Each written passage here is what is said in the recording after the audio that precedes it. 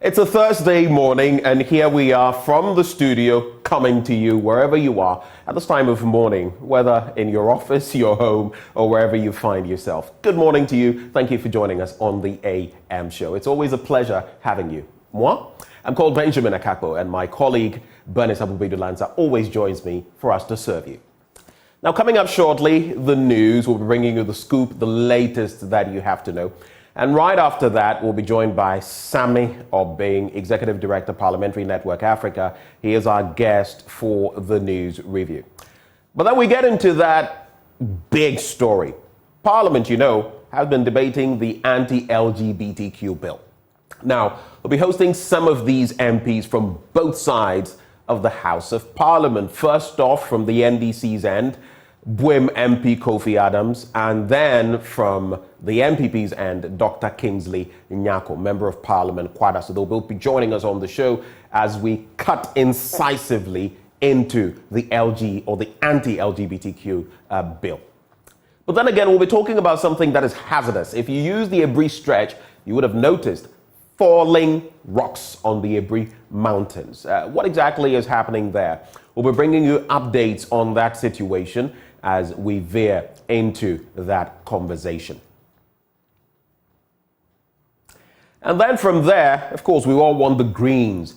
We'll be telling you about the Ghana Garden and Flower Movement. What is that? Well, they have a strategic communications a plan actually put together by Strategic Communications Africa Limited, that is Stratcom Africa, initiators of this innovative Ghana Garden and Flower Movement, and the organizers of the annual flagship Ghana Garden and Flower Show. They have a lot to talk about later on the show.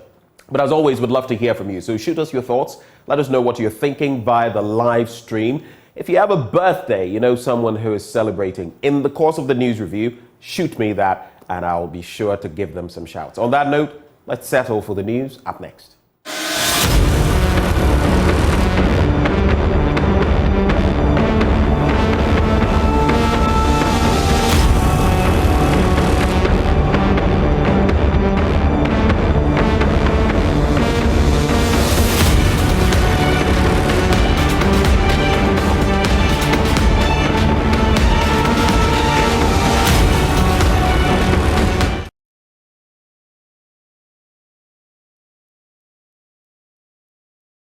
Thank you so much for staying. Time now for the AM News. And on our first story, members of Parliament have been debating the controversial anti-gay bill. This, of course, was after Parliament's Constitutional and Legal Affairs Committee presented a consensus report asking the House to pass the bill. Now, both majority and minority MPs, in a rare show of unanimity, stood on their feet, one after the other, to support the bill. There was fireworks in Parliament when MPs debated the report of the Constitutional, Parliamentary and Legal Affairs Committee on the controversial anti-gay bill. It started off on a very cordial note with MPs on both sides agreeing that this controversial bill must be passed into law. We first heard from the MP for Asante Achem North, Andy Apia Kubi, who actually said all 275 MPs in Parliament supported the bill. The law, as we have it now, prescribes on natural canal knowledge without even adding anything. So there is nothing also before us requesting of us to pass a law to allow that so far. Mr. Speaker, I'm very happy that this House of 275 members all endorse this bill. And we are religiously going to support the bill to pass. I am speaking to the House and supporting the bill and also indicating the support of all our members because our membership as Ghanaians, all Ghanaians support this bill. We then heard from the Speaker who threw a challenge to all MPs on the floor to stand up if they were against this anti-LGBTQ bill. Opportunity to those who are against to speak.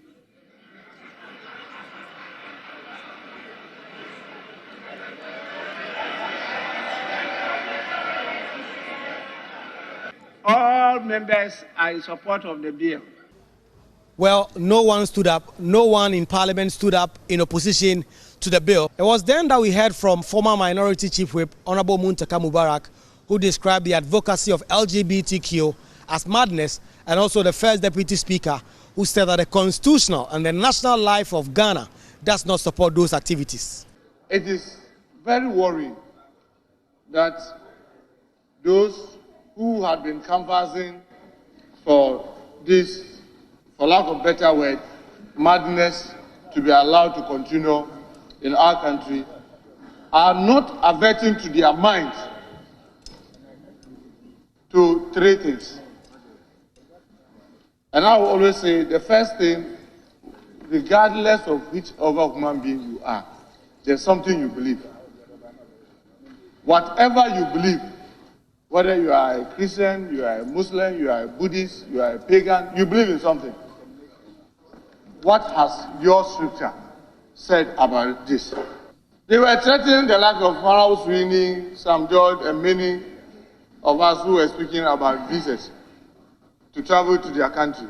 The Speaker, we have made them look as if going to their country is about life.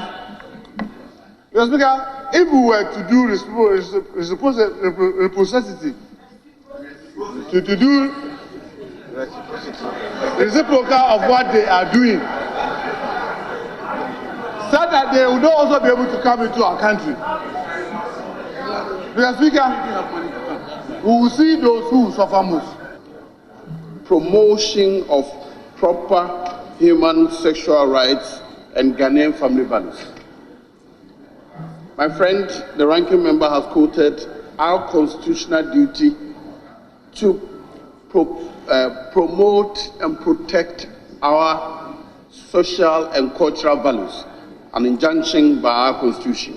So indeed, we are taking our responsibility under the constitution and promoting and passing this bill. This was when things got a little bit heated on the floor, when Communications Minister Ursula Owusu, who debated, actually said that the human rights of such persons must be considered, and that she was excited that the committee had taken its time to trash out some of those issues in its report. What we can do is to ensure that the human rights of every Ghanaian citizen are protected in line with our constitution, and that nobody is discriminated against because of their beliefs or sexual orientation. Yes, Honorable, let's hear you. It is incumbent on us as members of parliament to craft a piece of legislation that is not in conflict with our constitution or existing legislation.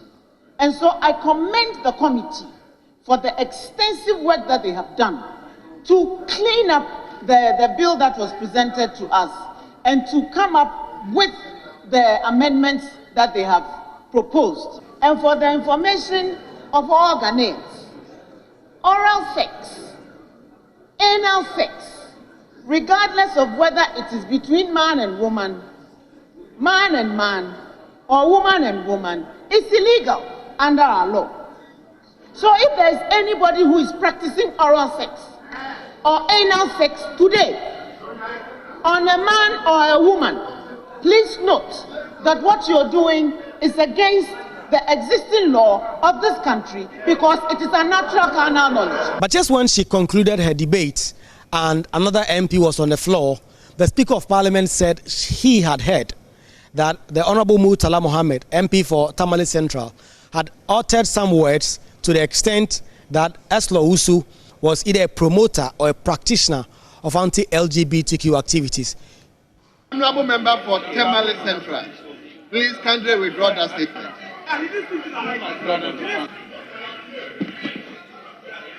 Honorable member for Tamale Central, please. We are telling all of us together. Please withdraw that statement. No, I overheard you. Honorable Murtala, I overheard you. Please just withdraw the statement. Well, they impressed on Honorable Murtala Mohammed to apologize, and he wasn't ready to do so. And Honorable Ursula Owusu was visually incensed and so angry. Mr. Speaker, I sat here and repeatedly heard Honorable Murtala referred to me as a practitioner of LGBT to the hearing of everyone in this house. I sat here and repeatedly heard him Honorable Minister. shout at the top of his voice and referred to me as a practitioner of LGBTQ. And every single last one of you is behaving as if you didn't hear it. And if in response to that I say he is mad, it is only a madman who will refer to his colleague in this house as a practitioner of LGBTQ. When you haven't seen me having sexual intercourse with your wife or your daughter or your mother.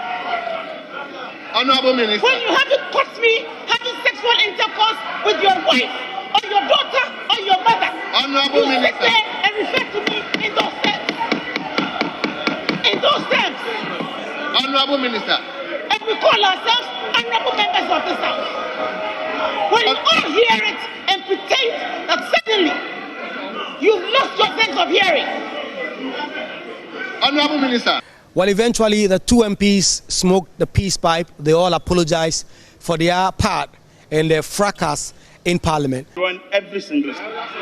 But Mr. Speaker, it is fair that Honorable Eslowusu, strangely, the Honorable finished, former minister seated by her finished, is not aware she made some statement. Also, withdraw every statement she made. Members of Parliament, and with respect to the titles that we bear and the constituencies that we represent, if there's any gesture I made which anyone here finds offensive, I withdraw it. However, let us all also be honest and admit that certain things happen here which are wrong. Thank you. Now that the bill has gone through the second reading, it will come back again for consideration stage where it will be taken clause by clause, it will be debated. Eventually, if this consensus and this coalition on both sides of the House holds, then we may expect that this controversial anti-LGBTQ bill will now be passed into law. Reporting for Joy News, Kweku Asante, Parliament House, Accra. Well, from the floor of Parliament, let's go to the Eastern region now, where the Regional Minister, Seth Echampong, has ordered owners of property on the Peduase Mountain to take immediate steps to stop rocks and sand from falling off onto the road. The minister stormed the area in the company of the Eastern Regional NADMO officials after a Joy News report on the state of the road Wednesday after half of the stretch was covered with stone and sand. Carlos Caloni has more.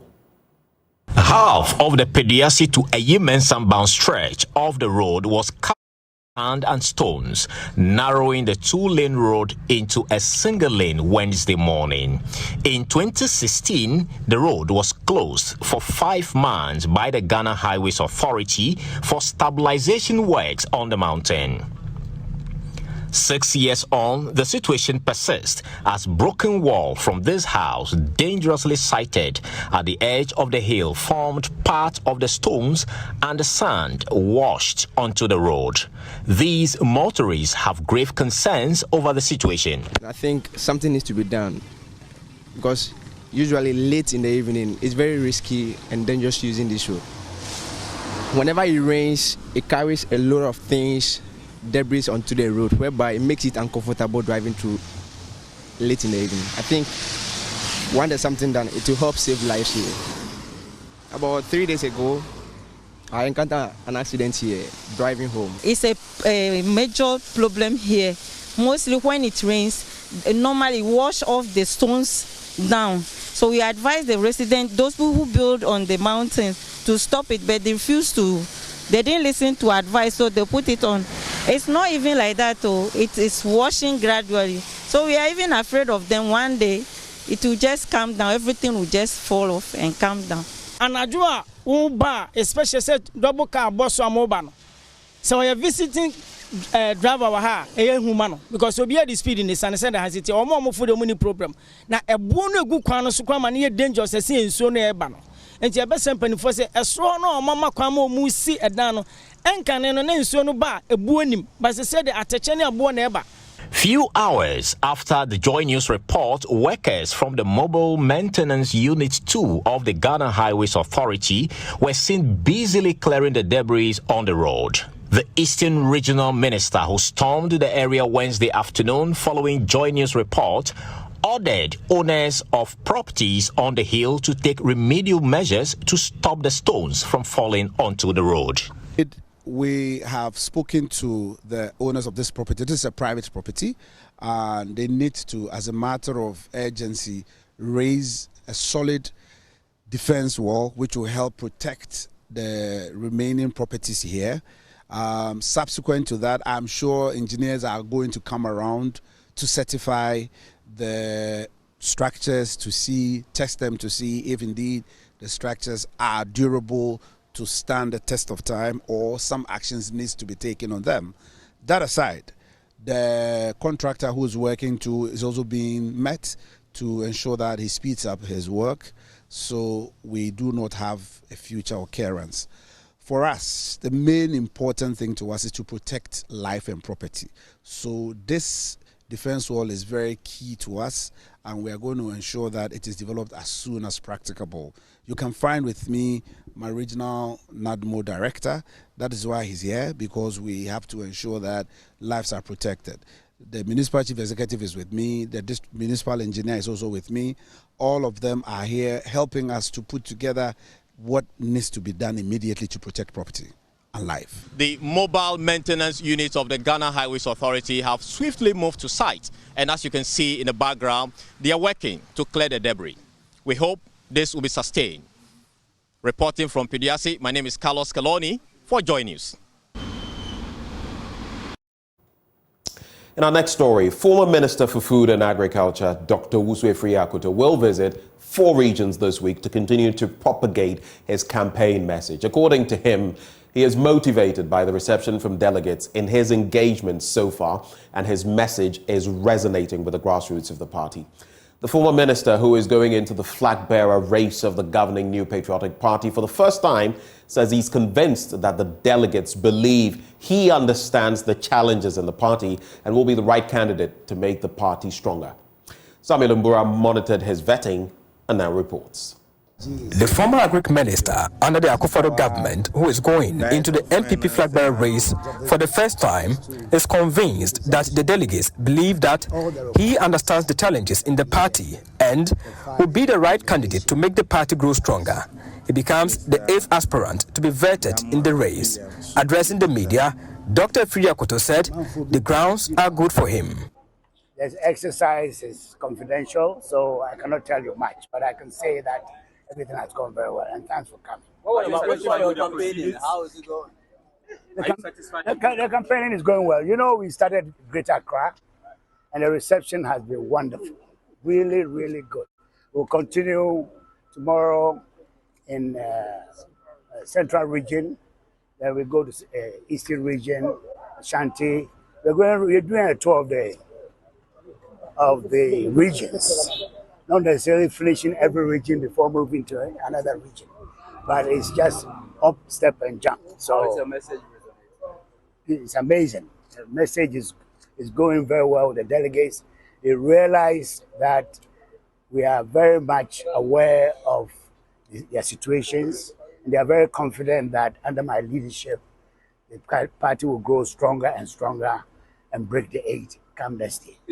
But former Railway Development Minister and MP for Escado Ketan constituency, Joe Gatti, who was a 9th aspirant to be vetted, assured delegates he's the right choice for the party. For example, when we came to submit our forms, we had to stop it. Today we had to stop people from coming.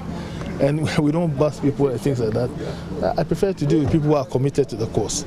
And I'm very confident. Like I said, when I submitted the form, that God willing, I'll be part of the first 5. And November, Ghana will stand still. Ghana will stand still and see the glory of God. The message to the delegates is that their candidate is Jogati. I'll be coming to them. I've gone to some of them. I'll be coming to each of them. And I want to assure them that by the time they finish listening to me, they'll come to the conclusion that there's one candidate, and his name is Jogati. Meanwhile, the last aspirant to face the MPP vetting committee on Thursday will be former MP for Mampong, Francis Adainimo. The vetting committee will later address the media on the next flag-bearer election process. For Joy News, Samuel Mbura.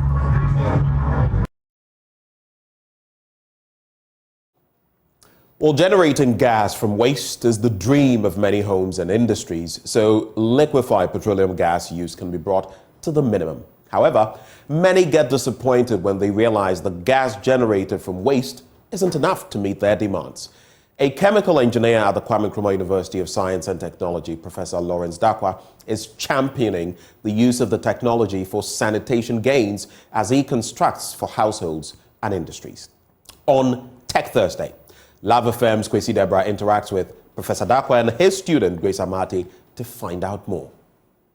Professor Dakwa, who is also a fellow of the KNUST's The Brew Hammond Energy Center, hates hearing the word biogas for the technology known as anaerobic digestion. He knows the emphasis on the gas from the technology relegates other useful benefits to the background. He said the liquid and the solid fractions of the product from the digester can be used as fertilizer. So for food waste, we have a lot in the country, even worldwide, and they are disposed of anyhow, which cause environmental issues, the spreading of pathogens in the environment. This technology helps us to clean the waste material, and from there we are able to produce biogas. On the biogas, as the ordinary people call it, when you say biogas technology, it drifts the mind of everybody towards the gas that will be obtained after the anaerobic digestion has taken place in the biogas digester. And we think that that is a misleading terminology to use. We would rather wish at the Energy Center and with my colleagues like Dr. Elias Aklaku, who have been working with, and other people that we have worked with also in that same area, we rather want us to focus more on the sanitation, direct sanitation benefits that technology holds. We think that the gas is a byproduct, it's a bonus that will be obtained when the microorganisms, after they have broken down the complex structures of the feedstock, then the gas that will be generated, some of them may be combustible, especially the methane fraction. Then that one can be redirected for good, useful purposes. But if one focuses on the terminology of biogas, then it rather tilts the mindset as if that technology is there only to produce the gas. But we can say that the technology, anaerobic digestion, does more of cleaning, more of environmental sanitation purposes. It reduces, for domestic purposes, for example, our research findings is showing that you can have as much as 1/3 of the household waste, which is organic in nature, being directed to the digester. Reporting for Joy News, Kwesi Debra. Now from Tech Thursday, the Ghana Armed Forces and its allied agencies have held a simulation exercise at the Bank of Ghana in Tamale in the northern region. The exercise was to test the country's security preparedness for any violent extremism. Here's Martina Bugri's report. Per the mock exercise, the day had begun as a normal day for the staff and customers who had come to the bank to do business. Within a twinkle of an eye, there were gunshots and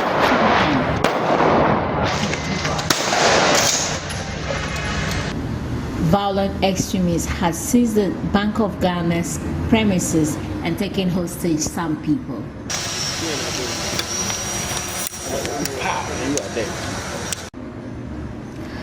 At this stage, security officials of the bank had to activate their security systems to get the security to respond to their distress call.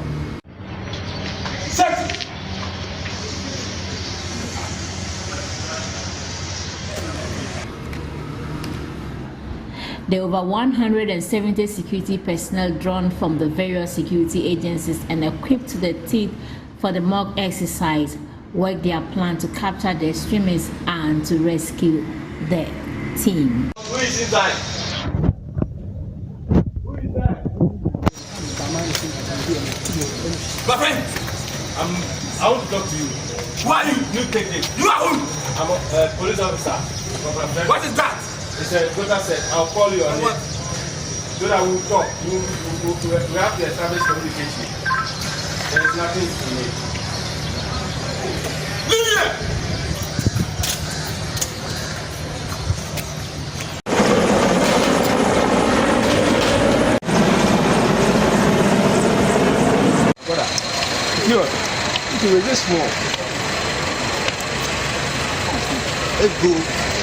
The mock exercise also demonstrated how the injured will be attended to if there should be any such operations.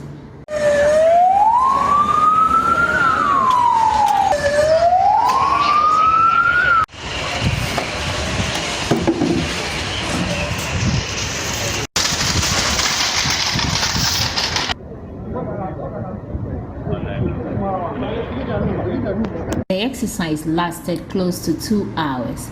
Chief Operations Officer of the Headquarters Northern Command, Colonel Frank Walanyo Agbebo, spoke to the media on the essence of the simulation exercise. The aim of this simulation is just to test our techniques, practices and procedures in case something like this happens. We all know what is happening in the Sahel region, where the terrorist groups are all over the place and they are descending southward. So you know those terrorists, they need a lot of money to execute their projects, to execute their mission. And we assume that in the northern sector here, Bank of Ghana is a very good asset for them if they get it. So because of that, we planned a simulation exercise between Bank of Ghana staff and the security services to see our responses when something like that happens. The aim basically is to see our responses, both the military, the police, and then the local staff. And I think this has gone on very well. We have seen our responses, we have seen where we are short of. We are going back to a drawing table, and at the end of the day, we'll see how best we can perfect our exercises. And in reality, we'll see how best we can. On that note, it's a wrap for the news. But stay with us. The news review is up next.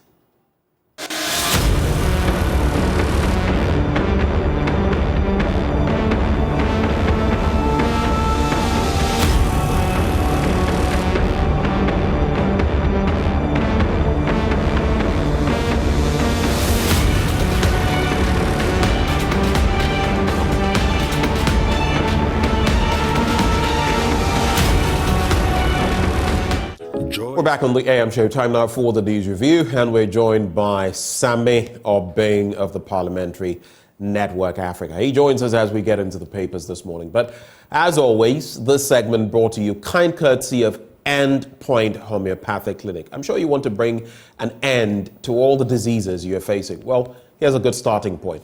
And for those of you who would like to check your prostate, if you've never done so, just go there, Endpoint Homeopathic Clinic. They'll do it for you for free. Just mention the AM show on Joy News and they'll do it for you. Trust me, for free. If you want to check your fertility status as a woman, you can do so. Just make tracks to any of the branches of Endpoint Homeopathic Clinic and they'll sort you out. Now here's where you can locate them. Here in Accra, they are at Spintex opposite the Shell signboard. Over in Kumasi in the Ashanti region, they are at Kronoma Bwehia behind the Angel Educational Complex. Then there's Takrady Anaji Estate. There is Tema Community 22, there's Techima and Hanswa, and there's also Isiama in Zima. If you'd like to call them, these are the call numbers: 0244 867 068 or 0274 234 321. Endpoint Homeopathic Clinic, the end to chronic disease. But just the start of the news review, I'd like to say a very good morning to Mr. Obeng of the Parliamentary Network Africa. Good morning, sir. Good morning to you, Ben. Good to have you. What have you been up to? Oh, well, Parliament is in session. Certainly, if you work for Parliamentary Network Africa and Parliament is in session, you've got to be monitoring Parliament regularly. There are a lot of works that we are doing across the region as well. And so, yeah, work and balancing with the family. And like people say in Ghana, we are managing. You're managing, huh? Anyway, so let's look at this. This 8th Parliament has been an interesting one. You eat, sleep, drink, walk, read Parliament. What do you make of this 8th Parliament so far? I know it's an interesting question, especially because the 8th Parliament hasn't closed. But when you look at all the things that have happened, from the bills that have been passed, we'll get into yesterday's conversation and the trade-offs and everything, or the trade of words, if you like. But setting that aside, everything else that has happened in Parliament, including what has happened with James Gyakye and his reinstatement, what do you make, as of now, of this 8th Parliament? Well, the 8th Parliament is 2.5 years old. You know, it has just 1.5 more years to end. And of course, it's been very interesting. I mean, it promised to be interesting right from the very beginning, when elections were held on December 7th, 2020, and we had the kind of parliamentary numbers that we currently have. We had very high expectations of the parliament. If you ask me whether those expectations have been met fully, I would say no, but it has not also disappointed totally. There are many things that have happened during this period that would never, ever have happened. Or there are many things that were blocked that would never, ever have been blocked if we didn't have the 8th Parliament that we had.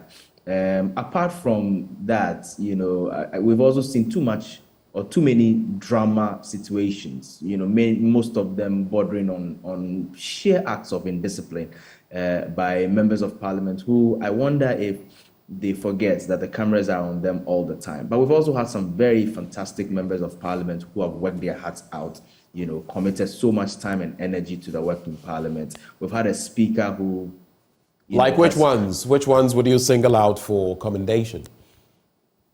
Well, I mean, from where I sit and from the work that I do, I could probably list about 50, unless you have the time for me to list about 50. Right. But I mean, when I speak about this, I speak about many of the committee leadership, you know, who, you know, put in a lot of work at the committee level to consider bills. You know how committees like the Constitutional, Legal and Parliamentary Affairs Committee, Finance Committee have so many referrals to them. Yes, they put in so much. The leadership of the various caucuses in Parliament, the staff of Parliament, the media, you know, so many people put their hearts into this whole work and do a lot of hard work, you know, to get Parliament going. And that's why when you see some of these little acts that usually catches the media's attention and creates the impression as though Parliament is all doom and gloom, it breaks my heart, especially for those who put in a lot of effort. But we've also had a speaker who has brought some interesting dynamics to the way Parliament acts. His experience has certainly come to bear.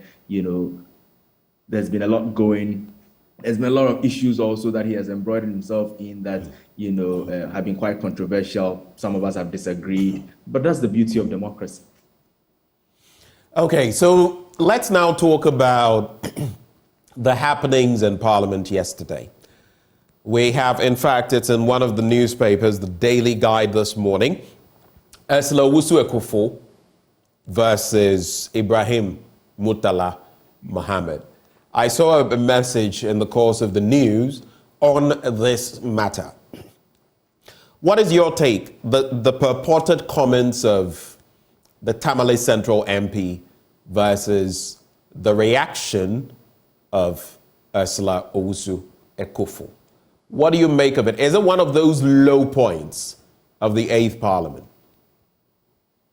Oh, certainly a low point. I mean, I heard the words that were uttered on the floor of Parliament. But isn't it strange that... were they in good taste, the ones by Ibrahim Murtala Mohammed? Isn't it strange that anytime there is a broil in Parliament, or many times when there are broils in Parliament, these two names come up? Just go back into your archives. I mean, you'll notice, and for me, that is worrying for them, you know, as brands, because I know them as individuals, and they're fantastic, brilliant individuals, you know, and so there are certain things that you don't really want to have attributed to them. Now, let's go to the main issue. What's the issue? We understand that somebody on the floor, somebody in his seat, you know, uttered certain words, which he was, at a time when he was not on his feet speaking, for which reason, by real parliamentary practice, and I've watched Parliament sit many, many times, many people say a lot of things when they are not,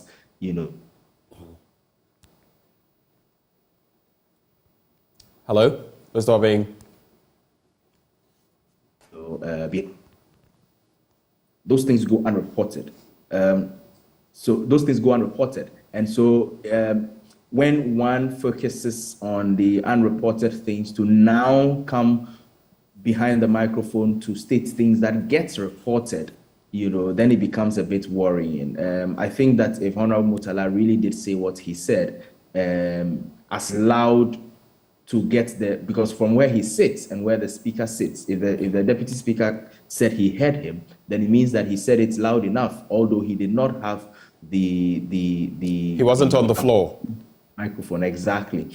So definitely it would not be parliamentary to have uttered those words. Certainly, the response also an outburst, understandably as it may be. Because so you're agreeing that if indeed he said that, it was, quote, unparliamentary. I mean, to say that of a colleague in Parliament. The fact that somebody is angry, the person would, say things that may be considered, things that he or she may not have said. Well, the connection this morning is not exactly being friendly with us. Maybe we should. Samuel Obeng, so here's what I suggest. Yes. Maybe we should reach out to you on phone, because we're losing the thrust of everything you're saying. The Zoom connection is not helping us. The internet connectivity is not helping us this morning. So maybe I would suggest to my team to reach out to you on phone so we can interact with you there instead, because we're losing the meat, the important things of what you are saying. Anyway, so we will... Sammy, can you hear me? Yeah, I can hear you. It's just that your connection is not so good. You keep, right when you're saying something important, it just goes and then it comes back. So, okay, so I was just saying, do you find what Murtala Mohammed said unparliamentary, so to speak? And what do you feel about the response? Quickly, because the internet is not so friendly this morning. If he did say what he's purported to have said, then both what he said and what response were also stated on the floor of the House by the Honorable Minister were unparliamentary indeed. Okay, all right. So let's get into the major stories this morning.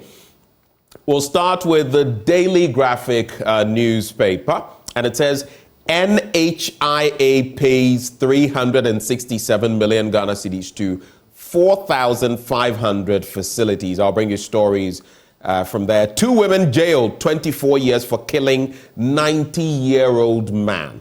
2 women jailed 24 years for killing 90-year-old woman, actually. And then there is also Aflao Hospital, 2 nurses hot, cash and carry, kills patient. I'll bring you some details on that story. There's also Ministry approves Pecan Energy's oil field development plan. And in some other stories within the paper, China accuses U.S. of turning Taiwan into a powder keg, if you know what that means. And then why Ghana needs affirmative action law. That is on page 13. There's also the study that reveals 93% sexually active university students don't use contraceptives. Now, it's not just the fact that they're sexually active, the fact that they're also not using contraceptives. That's a recipe for disaster. 2, as we will say here, 2 troubles, 1 God. Anyway, there's also the Black Bombers coach Kwesi Ofori Asari, who is saying boxing will feature at Paris Olympics, and that's what he's been saying. So let me just get into some of those stories. The one about the Aflao Hospital and 2 nurses hot as cash and carry kills patients. So the Central Aflao Hospital in the Kitu South municipality of the Volta region And 2 nurses of the facility are under investigation for alleged medical negligence after a patient in critical condition was refused treatment unless cash was deposited, leading to her death. Now, the family of Linda Edria, 39, the deceased, has subsequently petitioned the President, the Minister of Health, the Ghana Health Service, and the Medical and Dental Council for justice. The family says the pleas of the sick woman and her 19-year-old son could not convince the nurses to accept mobile money payment for her treatment, leaving the patient unattended to until she passed away. The Medical and Dental Council and the Ghana Health Service have swiftly responded to the petition and dispatched a team of investigators to the hospital to probe the matter. Now, Dr. Gabrielle Kojo, the medical director of the Aflao Central Hospital, also known as the Nkansa Hospital, confirmed to the Daily Graphic that a team from the Ghana Health Service was in the hospital to investigate the matter. He said, the police have summoned us to release the nurses involved for interrogation on the matter, which we have done, he said. Now, Dr. Makafui Dagbasu, the medical director of the Ketu South Municipal Hospital, the main referral center of the municipality, also confirmed that the hospital was currently being investigated over the subject. What a sad, sad, sad development. What do you make of this, Sami Obeng? We've moved from talking so much about health insurance, yes, and then health insurance not working. Then we've been talking about the no-bet syndrome, and now this. And they even had mobile money they wanted to pay. We watched her die, so to speak. Any thoughts on this? Any reflections? A sad, sad story indeed, as you put it. You know, things like this must not be happening. It breaks my heart when, you know, we hear stories such as these ones, which points to the fact that, you know, in this country, if you're not careful, you may lose your life needlessly. And this, for me, is one of those instances. One of the things that we have not done too well at as a country is, you know, as a people, we don't call out such acts and such people. We don't report such instances, and that's why I'm happy that the family has taken this particular matter up. We live in a country where people patronize services of restaurants, of various places, and we don't even leave comments or reviews for other people to know that this is such a bad place, don't go there. And these are ways in which we are able to hold the feet of people to accountability. And so for the family to have taken that action, it's really commendable. Condolences to them, really. And I hope that they are able to get justice in this particular instance. There are so many fantastic, hardworking nurses and medical practitioners in our country. And so sometimes when you hear stories of some of them who, you know, acts of omissions and inactions sometimes, you know, leaves us with stories like this, it becomes heartbreaking. So heartbreaking, but I'll tell you something else that is heartbreaking. It's on page 16 of the Daily Graphic newspaper. Now, 2 women have been jailed 24 years for killing a 90-year-old woman. And we see too many of these happen in this country. Well, the Tamale High Court yesterday sentenced 2 women to 24 years imprisonment over the murder of the 90-year-old woman, Ikuya Dente, who was killed on suspicion of being a witch at Kafaba in the Savannah region. Now, the court, presided over by Justice Richard Kojapwa, convicted Serena Mohammed and Latifa Bumaye on each of the 2 counts of manslaughter and sentenced them to 12 years imprisonment each on each count. The prison terms are to run concurrently. Now, on Thursday, July the 23rd, 2020, the 2 women attacked and killed the 90-year-old woman upon claims that she was a witch. The victim was accused of using witchcraft to prevent rainfall in the area. That was after a sorcerer, Serena Mohammed, had made that claim. I think the lack of education for a lot of our population, we can talk about our literacy rate and everything in there. But even when you speak to people who are very literate, sometimes their thinking on matters of spirituality, I'm not disputing the fact that evil exists or that witches exist. You can go back to the Bible. It even states it. But our reactions to them, we seem to forget, for example, that in a court of law, you cannot prove these spiritual matters. to talk of someone holding the rein. This person must be Elijah or something. I don't know, but... And it keeps going on. And we have our witch camps, which in a way, you can speak against the witch camps in Kukuo and those other places. But at the same time, sometimes it is the only point of refuge for some of these people. I don't know what your take is on this, but this always leaves a very bitter taste in my mouth. Well, this conviction for me is a second win for the memory of Madame Ekua Dante, who, the news came to us really as an unfortunate one a couple years ago. The reason I say it's a second win is that, it is great to know that two people who were, keenly involved, had been jailed, but also because for the information of your viewers, it has also triggered the laying of a private member's bill in Parliament, known as the Criminal Offences Amendment Bill. It is a bill that is to amend the Criminal Offences Act 1960 Act 29 to prohibit the practice by any person as a witch doctor or a witch finder to proscribe the declaration, accusation, naming, or labeling of another person as a witch or for related matters. And this is a private member's bill that has been laid by the Honorable Member for Madina constituency, Mr. Francis Xavier Sosu. And the bill has gone through the many various stages, including the committee reviewing it. I was part of the Constitutional, Legal and Parliamentary Affairs Committee team that worked on it a few weeks ago, and they are meant to present their report to Parliament. So at least we've taken some real action to be able to criminalize this act of, even going to church and somebody declaring somebody as a witch, or having witch camps or any of such issues.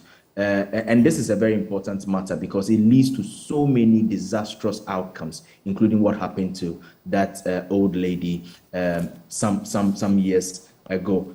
And so it is great news that these people have been convicted. It is even greater news that we are now going to have a law that would, clearly let people know that you cannot be doing things like this, whether you are in church or you are in a witch camp or in a community remote somewhere. All right, let's make tracks. Let's wrap quickly with the Daily Graphic newspaper.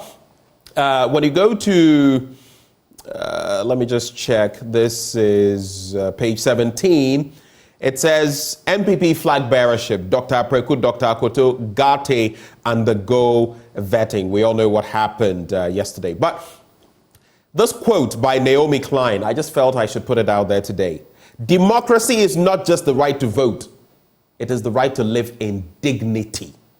Democracy is not just the right to vote. It is to live in dignity. It's on page 17 of the Daily Graphic newspaper. But from there, let's quickly get to page 20.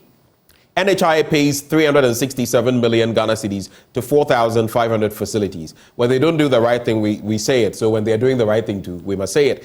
Within the last 30 days, the National Health Insurance Authority has paid 367 million Ghana cedis to more than 4,500 credentialed facilities across the country to cover claims of up to December 2022. So we're making some progress. The authority is expected to make further payments in the next few weeks to cover January to March 2023 claims to bring the National Health Insurance Scheme back to a 90-day arrears window. And that is it for that one. Let me just rope in the Daily Guide. The stories here we've already seen. Drama over anti-LGBTQ as MPs debate bill, among others. There's also evangelist prophetess jailed 12 years for stealing 265,000 Ghana cedis. I would like you to share your thoughts on the posture on the anti-LGBTQ bill. Now, when the Speaker of Parliament asked anyone who was opposed, no one moved. No one dared to move. I found that interesting because I was just wondering how the constituents of whichever member of Parliament would feel, and how standing as a lone ranger would probably feel. But kudos to Ursula Ekufuor. I'm not a fan of hers in terms of a lot of what she says sometimes, but for the fact that she stood and also made mention of some things that people don't know, which are in the law. Okay, so from the legal standpoint, I was happy she put up some of those. But there's this story I want us to focus on. David Ajay bows out after sexual allegations. You see, those in other jurisdictions, once you are attached to another country, they would say British something. But once you come up in a negative light, oh, Ghanaian British, oh, Nigerian British. It's so interesting. But Ghanaian British architect David Ajay, noted for his exceptional designs including the National Cathedral of Ghana and the Smithsonian's National Museum of African American History and Culture in Washington, D.C., has taken a step back from his official duties following sexual harassment allegations. The decorated architect in a statement stepped back from a number of roles after the Financial Times reported that 3 former employees had actually accused him of sexual harassment and misconduct. Mr. Ajay resigned as an architectural advisor to the Mayor of London, and his work on a British Holocaust memorial was suspended after the report that the 3 women who were not named had, quote, accused him at his firm of different forms of exploitation, from alleged sexual assault and sexual harassment by him to a toxic work culture that have gone unchecked for years. I've been seeing more and more of these accusations come up against prominent figures. What do you make of these developments? Some say when such issues come up, as a man, whatever you say, in this instance, he says everything was consensual, but that people come up with this because it's almost impossible for you as a man to extricate yourself. But others would also say if it's happened, the right things must be done. You know, the law, it doesn't matter. You can commit what is a crime, and in 100 years, if it's proven and you're still alive, you could suffer the consequences. Any thoughts? Well, it's yet another example of why we must be minded as we live, you know, and be careful with the things that we do. We all have, you know, issues embroiled around us, you know, in private lives and what have you. But we must learn that we live in an era where these things are real, they do happen. And especially as we climb the ladder of prominence, these are examples that must guide us. You know, they say that when you step into the cemetery and you are exiting, the thought of, you know, those who are in there reminding you that, you know, we're once like you, and so be mindful that you don't become, you know, like us eventually, and all of that comes to mind. And this is a typical example of same. Now, having said that, and of course, it is interesting that in jurisdictions like that, when things like this happen, people decide that we'll have to, you know, put our work aside and allow the law to take its course. Now, having said that, the bit about the NHIS, also, I think it's commendable, right? Because, you know, many times when the negatives happen, we focus on it and talk about it a lot, but many times when negatives like this happen, we focus on it a lot, and so when the positive happens, it is important that we praise and commend them also. And it was interesting that you brought up the speaker's announcement on the floor of the House that those who are opposed should stand and be counted. Wasn't that too dramatic by the speaker? It was rather dramatic. It was. I agree with you. But anyway, this is where we'll have to cap it off. Samuel Bing, thank you so much for joining the conversation this morning. Samuel Bing is with the Parliamentary Network Africa. Good day to you, sir. My pleasure always. All right. Thank you. All against anti-gay bill rise. That was the speaker. But Alan Chabating says, please vote for me. I'll win 2024 for MPP. And that's in the Chronicle newspaper. Lepers grateful to Baumia for giving them Ghana cards. Let me just wrap with this. I have to do this special request. Armed Forces, the Ghana News Agency page. Armed Forces Experimental School 1973 year group refurbishes school library. And the 1973 year group of the Armed Forces Experimental School at Burma Camp in Accra, now Garrison Primary and Junior High School, has refurbished the school library. It comprised the retiling of the 123-meter square library space, electrical refitting and painting. It cost 52,610 cedis. And they also procured books worth 18,116 cedis and presented 25 branded wall clocks for all classrooms and other spaces in the school. So kudos to the 1973 year group of the Armed Forces Experimental School. As we go, Endpoint Homeopathic Clinic helping us to bring you this segment. They're offering free prostate screening, free female fertility screening. Reach out to them in these places. Across Pintex, opposite the Shell signboard, Kumasi, Kronoma here behind the Angel Educational Complex, the Stakradi Anaji State Tema Community 22, Tichiman Hanswa and Siamanzima. If you'd like to call, reach them on 0244 867 068 or 0274 234 321. Endpoint Homeopathic Clinic, the end to chronic disease. Sports, ladies and gentlemen, up next.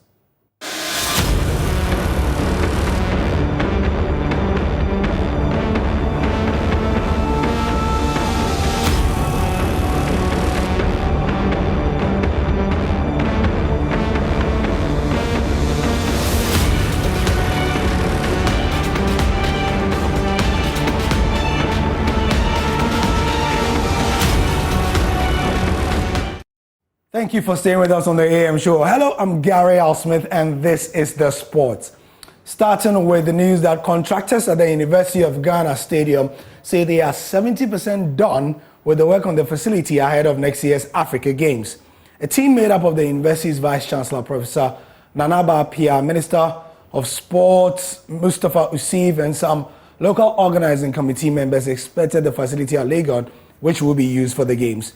There was an assurance to complete the 30% work outstanding before the end of the year. There is more in the following report by my colleague, Kyla Morris. At some point, as you know, UG is a key partner in organizing these games. At some point, I was concerned that this wasn't going to happen, and it had implications for us also with regard to setting and readjusting our academic calendar. But I've been quite impressed with what I've seen this morning. I see that for all the places that we have been to, the rugby pitch, the games village, and the main stadium, as well as the warm-up pitch, I see that work is progressing steadily. And I believe that when we keep up this pace, by October, November, we should be able to get all the international certification that we need to get. And what will really be left will be aesthetics. That was Professor Nana Aba Apia Amfo, Vice Chancellor of the University of Ghana, who, despite indicating she was impressed with the quality of work on the facilities at the University of Ghana premises, which will be used for the Games, she confessed there are aspects she has slight worries with. I mean, right here on this field, we've noticed the quality of the grass, which we have pointed out to the contractors, and they have assured us that they are going to work on. On the other hand, too, we are concerned with regard to the refurbishment going on within the student hostels, and for the students to, in the meantime, keep these facilities as they are expected to be kept before the start of the Games. She led an inspection team made up of Minister for Sport, Mustafa Usif, LOC Chairman, Dr. Kweku Ufusu Asari, the LOC's Deputy Chief Operating Officer, Olympian Rix Broby, as well as Director of Sport at the University of Ghana, Dr. Bella Bello Butugu. The Diaspora Halls and its surrounding environment will be used as the Games Village, where there will be 2 500-seater cafeterias and a clinic. Rooms in the Diaspora Halls will have to be adjusted to meet international standards in order to house the 5,000-plus athletes expected to arrive in Ghana between the 5th and 7th of March 2024.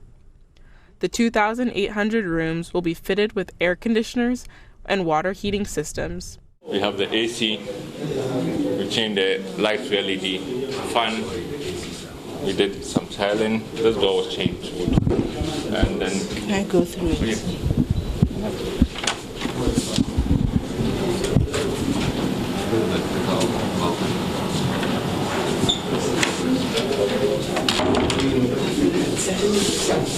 Continuing students at the University of Ghana are scheduled to have a first semester break on February 4th, 2024 to ensure work on the rooms is completed before athletes' arrival.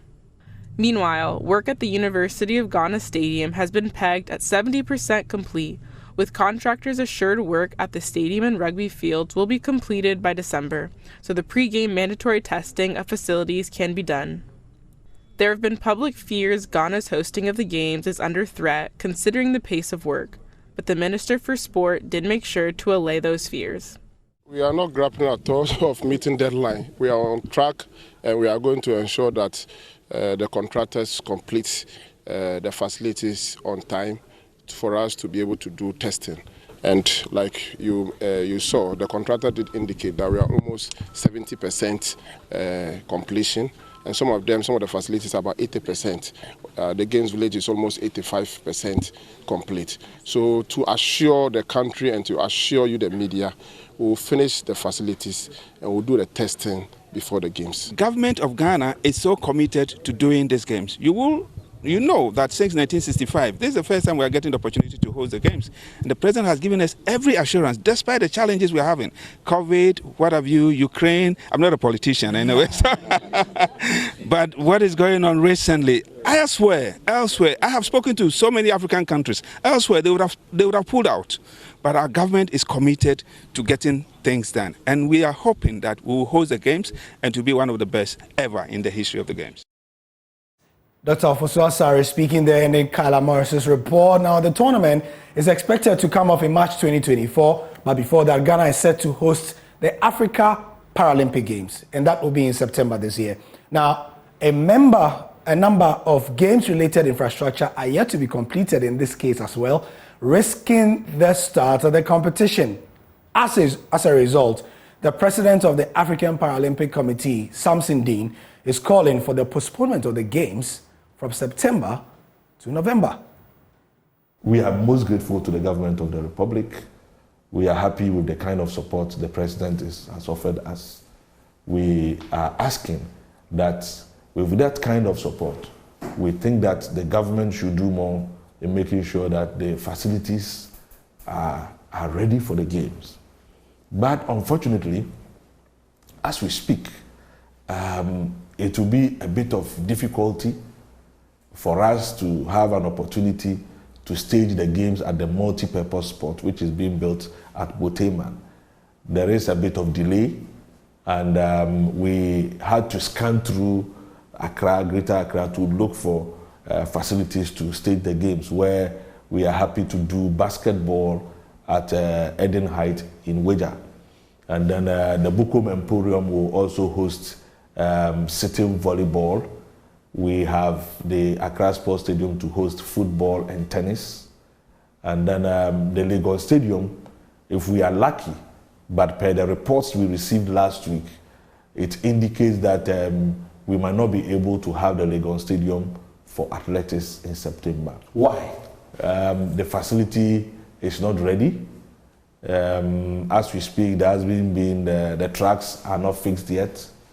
And if you want to stage an international qualification event at the stadium needs to be certified. And for that matter, since it hasn't been certified, tracks are not fixed and all that, it will be very difficult for Ghana to host athletics, which is the most popular sport in parasports. So for that matter, we had a stakeholder consultation, stakeholder meetings with the international federations, and at the same time, the entire African membership, where we have made a bit of proposals to postpone the games from September to November, able to accommodate these challenges and also try to fix the challenge before time. So the facilities are not.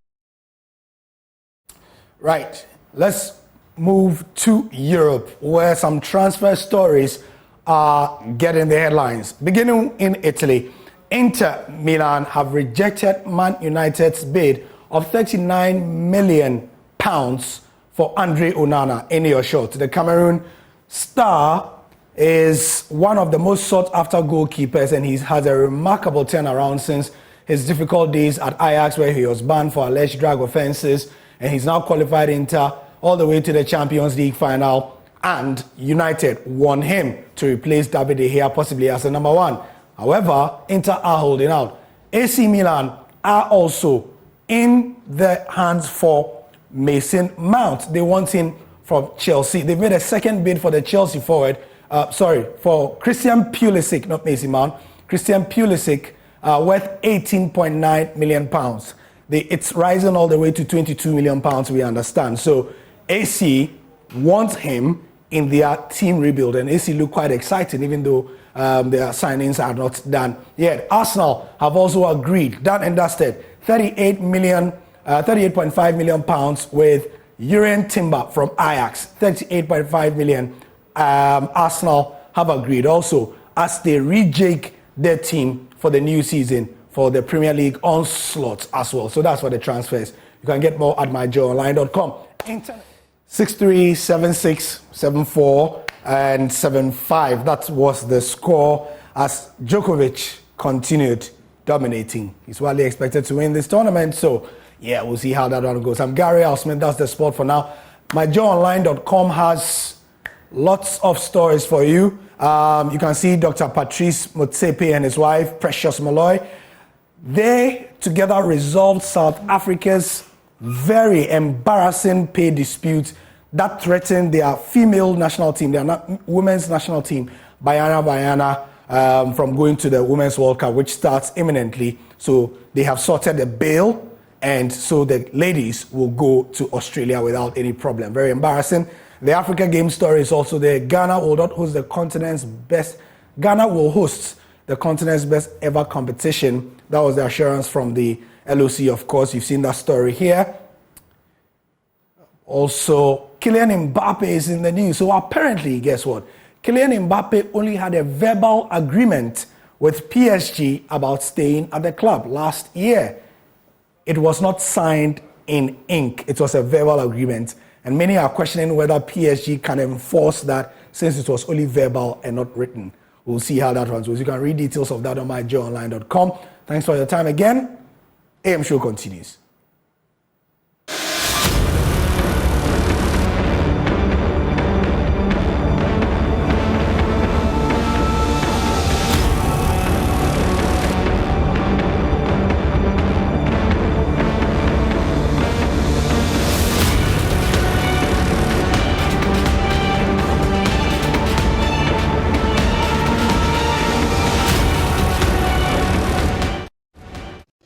There was fireworks in Parliament when MPs debated the report of the Constitutional, Parliamentary and Legal Affairs Committee on the controversial anti-gay bill. It started off on a very cordial note with MPs on both sides agreeing that this controversial bill must be passed into law. We first heard from the MP for Asante Achem North, Andy Appiah Kubi, who actually said all 275 MPs in Parliament supported the bill. The law, as we have it now, prescribes on natural canal knowledge without even adding anything. So there is nothing also before us requesting of us to pass a law to allow that so far. Mr. Speaker, I'm very happy that this House of 275 members all endorse this bill. And we are religiously going to support the bill to pass. I am speaking to the House and supporting the bill and also indicating the support of all our members because our membership as Ghanaians, all Ghanaians support this bill. We then heard from the Speaker who threw a challenge to all MPs on the floor to stand up if they were against this anti-LGBTQ bill. Opportunity to those who are against to speak.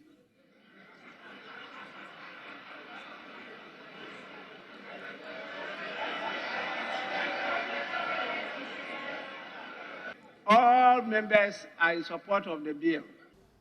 Well, no one stood up. No one in Parliament stood up in opposition to the bill. It was then that we heard from former Minority Chief Whip, Honorable Muntaka Mubarak, who described the advocacy of LGBTQ as madness, and also the First Deputy Speaker, who said that the constitutional and the national life of Ghana does not support those activities. It is very worrying that those who had been canvassing for this, for lack of better word, madness to be allowed to continue in our country are not averting to their minds to three things. And I will always say the first thing, regardless of which other human being you are, there's something you believe. Whatever you believe, whether you are a Christian, you are a Muslim, you are a Buddhist, you are a pagan, you believe in something. What has your scripture said about this? They were threatening the life of Pharaoh Sweeney, Sam George, and many of us who were speaking about visas to travel to their country. Mr. Speaker, we have made them look as if going to their country is about life.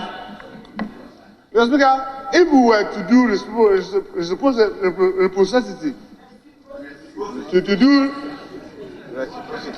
reciprocal of what they are doing,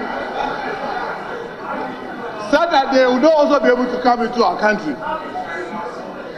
Mr. Speaker, we will see those who suffer most. Promotion of proper human sexual rights and Ghanaian family values. My friend, the ranking member, has quoted our constitutional duty to promote and protect our social and cultural values, an injunction by our constitution. So indeed, we are taking our responsibility under the constitution and promoting and passing this bill. This was when things got a little bit heated on the floor when Communications Minister Ursula Owusu, who debated, actually said that the human rights of such persons must be considered, and that she was excited that the committee had taken its time to trash out some of those issues in its report. What we can do is to ensure that the human rights of every Ghanaian citizen are protected in line with our constitution, and that nobody is discriminated against because of their beliefs or sexual orientation. Yes, Honorable, let's hear you. It is incumbent on us as members of parliament to craft a piece of legislation that is not in conflict with our constitution or existing legislation. And so I commend the committee for the extensive work that they have done to clean up the bill that was presented to us and to come up with the amendments that they have proposed. And for the information of all Ghanaians, oral sex, anal sex, regardless of whether it is between man and man, or woman and woman, is illegal under our law.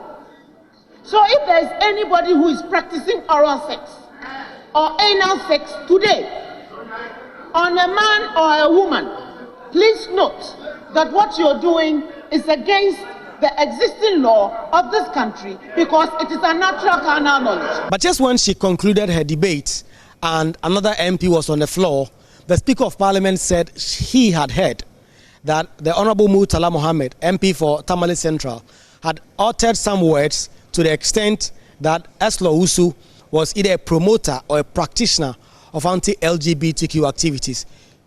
Honorable member for Tamale Central, please kindly withdraw that statement.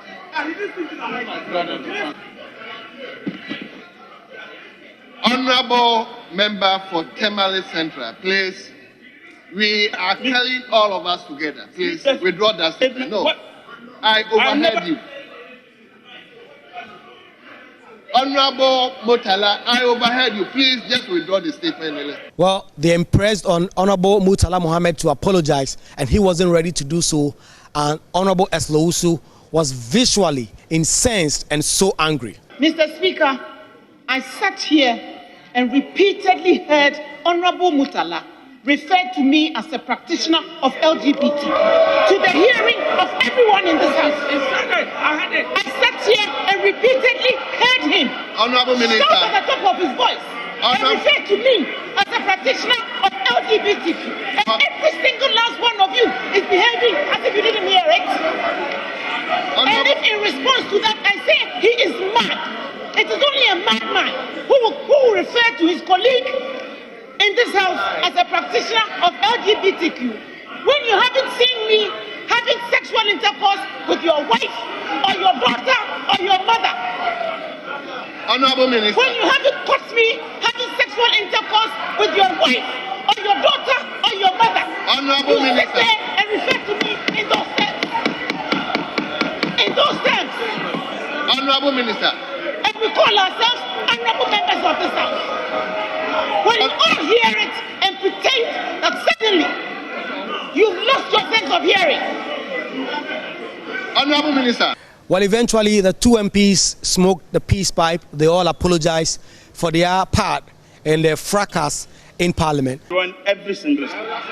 But Mr. Speaker, it is fair that Honorable Esloushu, strangely, the Honorable former Minister seated by her is not aware she made some statement. Also, we do agree statement she made. Members of Parliament, and with respect to the titles that we bear and the constituencies that we represent, if there's any gesture I made which anyone here finds offensive, I withdraw it. However, let us all also be honest and admit that certain things happen here which are wrong. Now that the bill has gone through the second reading, it will come back again for consideration stage where it will be taken clause by clause, it will be debated.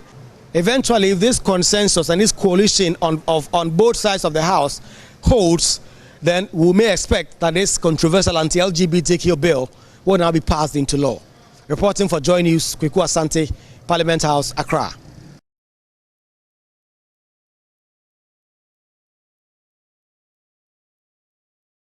We kickstart our big stories, and that, among other matters, are those we're going to be discussing this morning on the show with our guests, members of Parliament themselves. I'll be picking their thoughts on those scenarios that played out in Parliament, the August House of Parliament yesterday. We have joining the conversation Kofi Adams, he's Member of Parliament for the Buem constituency. Then we also have Professor Kingsley Nyako, Member of Parliament for Kwadaso. From different ends of Parliament, sitting together in the studio. Gentlemen, I nearly said lady, and then I realized both of you. Which also is a bit of a challenge I'm throwing to the female members of Parliament. We want to hear more from you, and when we invite, we hope your parties sometimes will also put forward the female members of Parliament. What's the percentage now? 20? Okay, 20.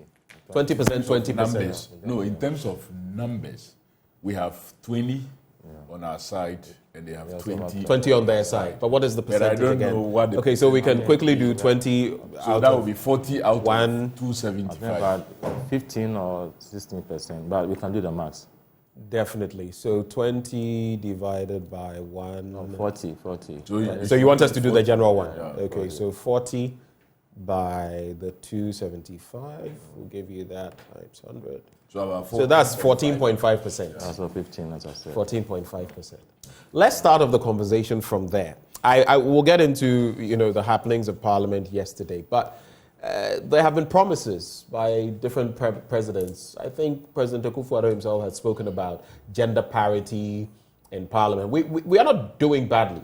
Chief Justice, third time within the Fourth Republic, a woman, and we've had even the Speaker of Parliament, Bamford Addo, if I got the name right, and among others. But you look at Parliament itself, 14.5%. Some parliaments, I think Ethiopia and others, have some parity there, 50% plus. Gentlemen, you are both men.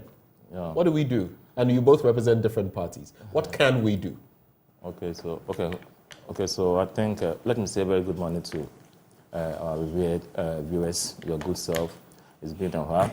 And Kofi, my very good brother, also very active in Parliament. Okay, so I think that we need to do more with regard to encouraging more women to take up the responsibility of pursuing a career or an agenda to the August House to represent their constituents. The nature of our politics is such that it is very turbulent. It's also resource heavy. So it seems a lot of people also want to be there. So it is always a desire and an interest and a fight to be there.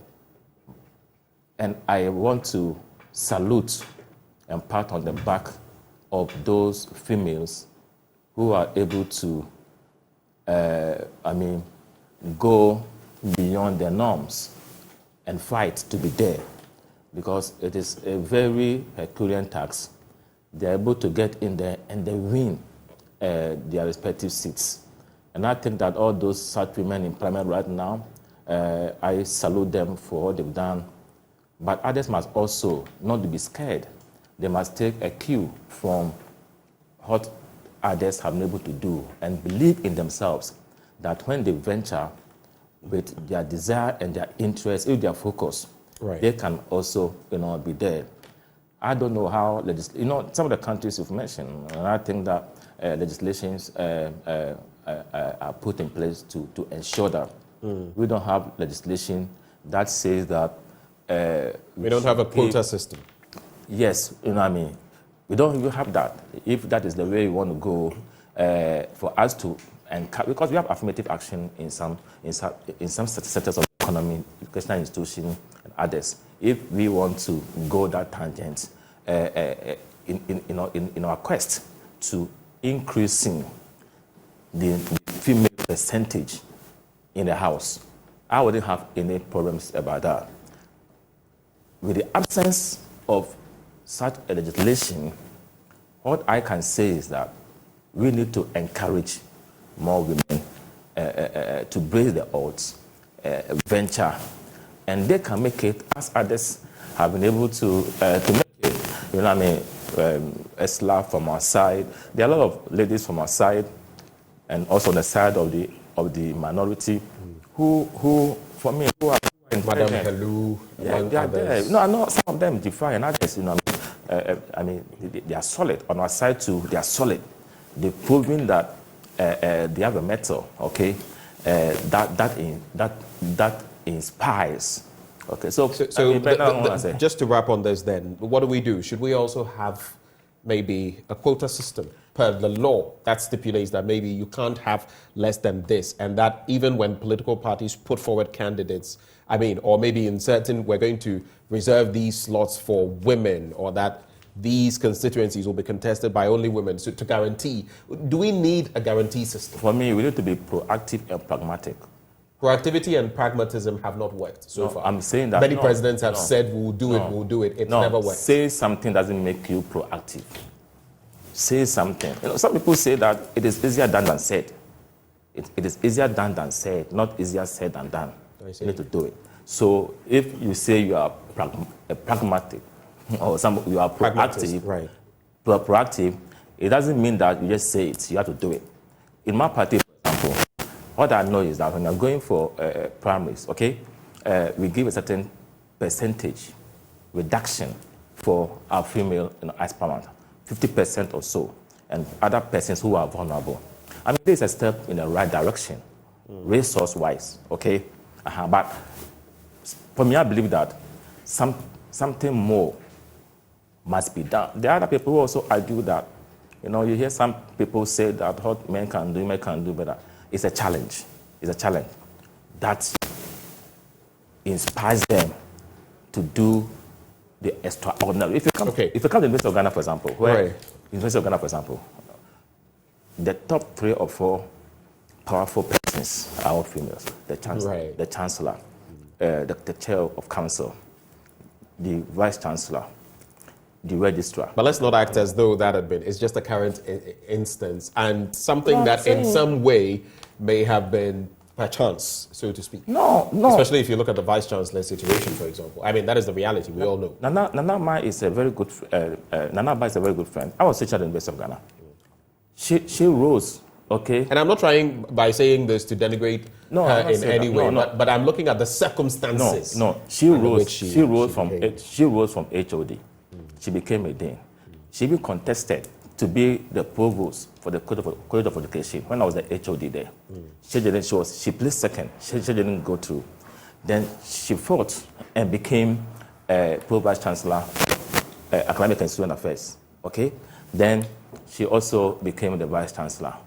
The registrar now used to be College Secretary of the College of Education. So they've gotten there through merit.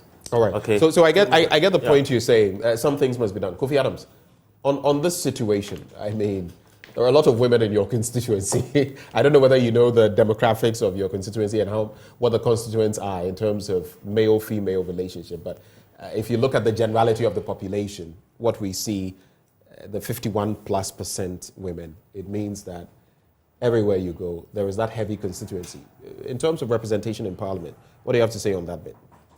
Well, thank you for the opportunity and good morning to your viewers and to my colleague, Professor Nyako, and your very good self. And this is an important subject you've brought up for consideration this morning. And it's been something we've all been having a bite at. But our constitutional arrangement and the kind of politics we do is what has not allowed women to participate so much. I will say that the argument I will advance in the area of Parliament has been made weaker by what happens in our district assemblies.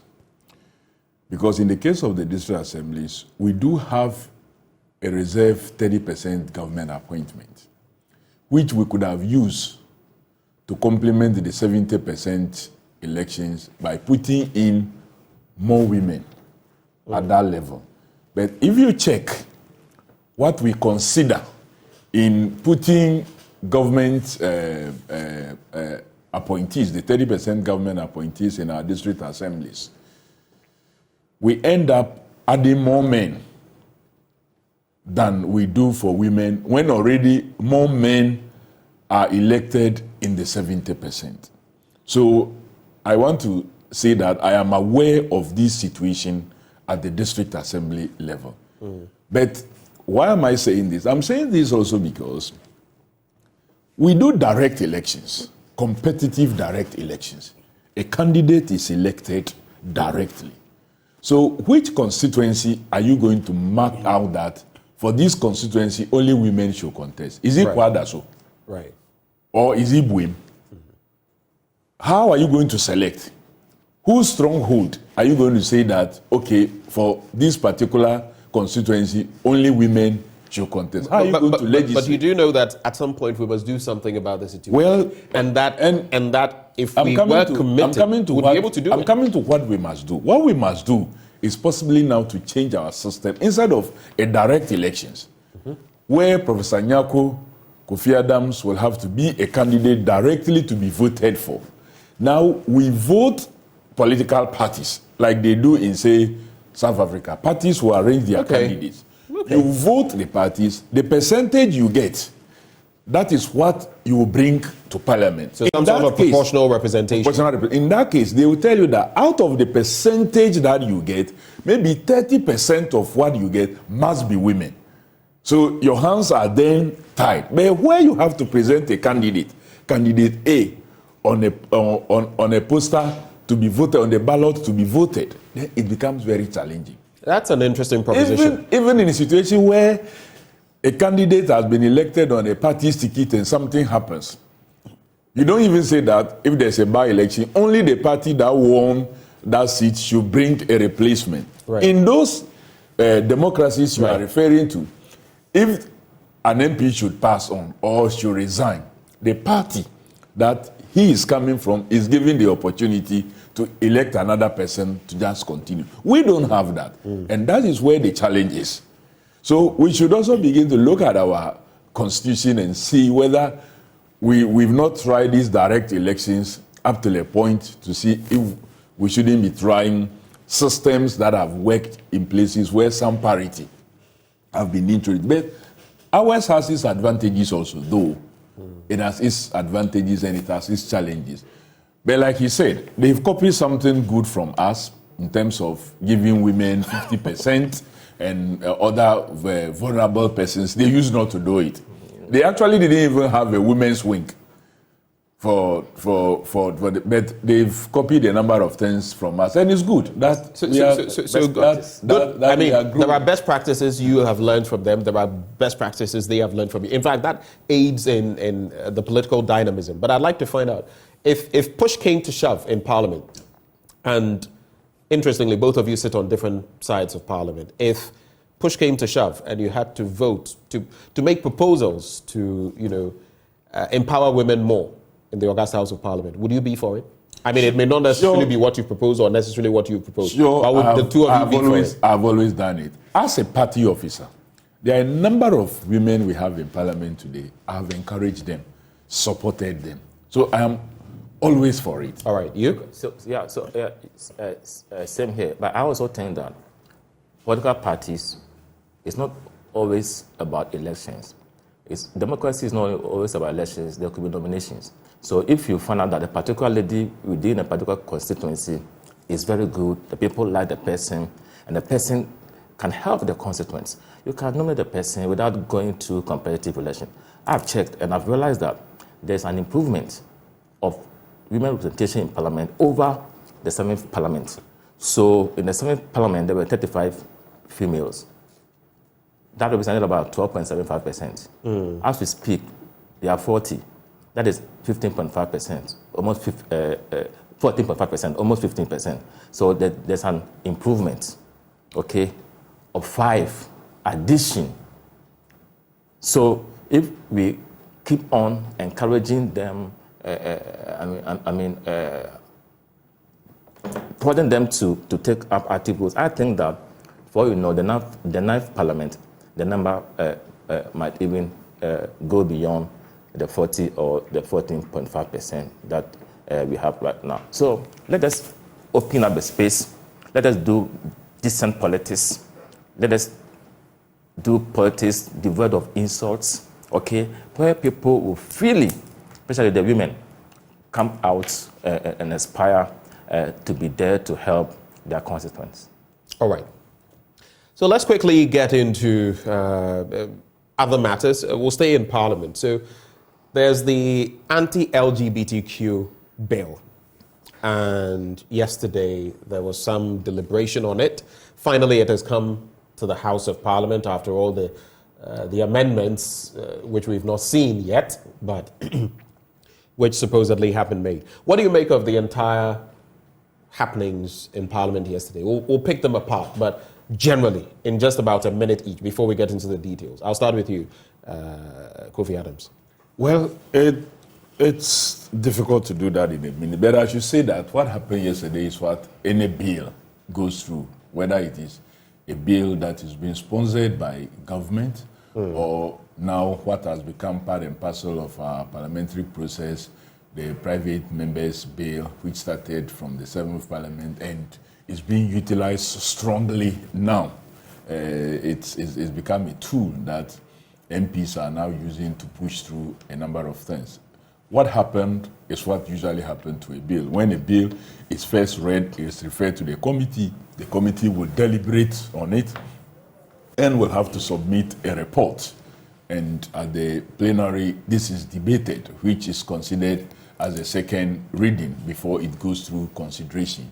I believe that this bill has kept quite a long time at the committee level.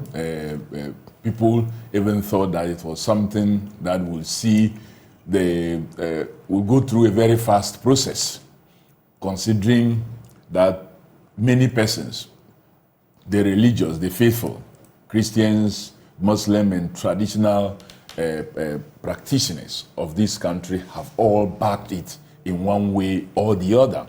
But that was not the case. Reading the report that was submitted from this committee, I think it was good they took their time to deliberate on it because a lot of concerns that persons have raised, I think, have been considered by the committee, and that explains why yesterday, when even after it's moving and Mr. Speaker asked if anybody was opposed to it, that person should be on his or her feet, we found nobody in the chamber rising to his or her feet because a number of concerns that members have raised, I think the committee considered all those concerns and was properly captured in the report. I await the consideration stage where we will be taking it clause by clause. Even the long title of the bill has seen some change. There's a recommendation to even change the long title, to take certain words out of the long title to make more meaning and to build some level of consensus in it. So it's good. And what happened yesterday, I believe, will reflect in the consideration stage of this bill, and we will quickly pass it and get His Excellency the President to assent to it so it becomes law. You say get His Excellency the President to assent to it. You can't compel him to do that. Well, we can't compel him, but Parliament have other tools to use when the President refuses to sign a bill that we are interested in. Because this is a bill 275 persons. All members have given indication that they are happy about, they want it worked on. If we finish working on it and he decides not to sign it, he has his business that he brings to us to also do. And we will handle his business the way he handled our business also. But I doubt if it came to that, though the other side of Parliament is in support of the bill, I doubt they would go against their president. Well, but so far, they haven't our president, they haven't course, given but their leader of the party. So far, yeah, they haven't given us that indication, because you remember 85 of them on 25th of October 2022 came out that they wanted Ken to go. And we also gave that indication. When it got to the point for us, we had a golden opportunity. They listened to the president, who told them that, oh no, allow my whiz kid who is not performing to stay. And they agreed to that. Until now, we were told, oh, let's finish IMF. They've done with IMF, and he's still in there. So I will not be surprised that it gets to that point and they decide to be on the side of the president. But I doubt if the president will not have reviewed, because you remember when he was interviewed and he said, oh, as for issues of this same sex, even in UK, it used not to be. Then movements came up. And that if that happened, that interview he had. You're talking of the it's bound to happen. It's bound to happen interview. Conversation. I believe that he's regretted it. I should think so. So I don't think that he will dare want to do anything. But while I look at all of that and the dynamics, I mean, all members of Parliament towing a certain line, it points in a certain direction. But are you also considering, well, some members of your side, St. George among others, say they've had their visas either cancelled or blocked in a way to some of these jurisdictions, that even when they go to certain jurisdictions, changing money is a problem because they are supposedly not allowed to use dollars or something. So there are some sanctions your members are being slapped with. But if you look at, oh well, St. George has spoken about this. Yeah, but if you consider Uganda and their law now on LGBTQ and how the West especially has gone hard on them, what do you make of the situation? Is it the road we want to go down? You see, just from that angle, because these are questions that people pose, that there are fears that, oh, if you go that way, then we're not going to get loans and all of that. What is the situation? Loans for what? Loans to come and spend, dealing with a situation that will create all kinds of ailment. You see, those countries that have allowed these LGBTQ plus situations, what they are going through now, even with their advanced medical facilities, we can't even deal with simple malaria. We can't deal with simple diarrhea. And you want to bring a situation that will further exacerbate some kind of diseases that you don't even have facilities to deal with, just because they will give you loans, monies that you will pay back, and to take it only to come and build health infrastructure to treat what you could have avoided by stopping it. And so, for me, I don't care what they will say, whether they want to stop everybody from traveling to their countries. Do we need to go to any other country before we can develop our countries? No. If they want to stop us, they can stop us. If they are not interested in giving us loans, they can keep their money.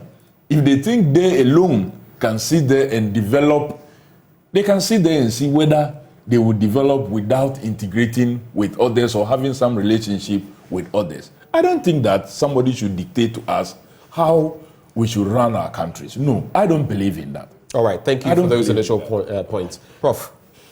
Oh, okay, so, what happened yesterday in the House was a spectacular sight where all of us came together to support a bill that is dear to the heart of the people.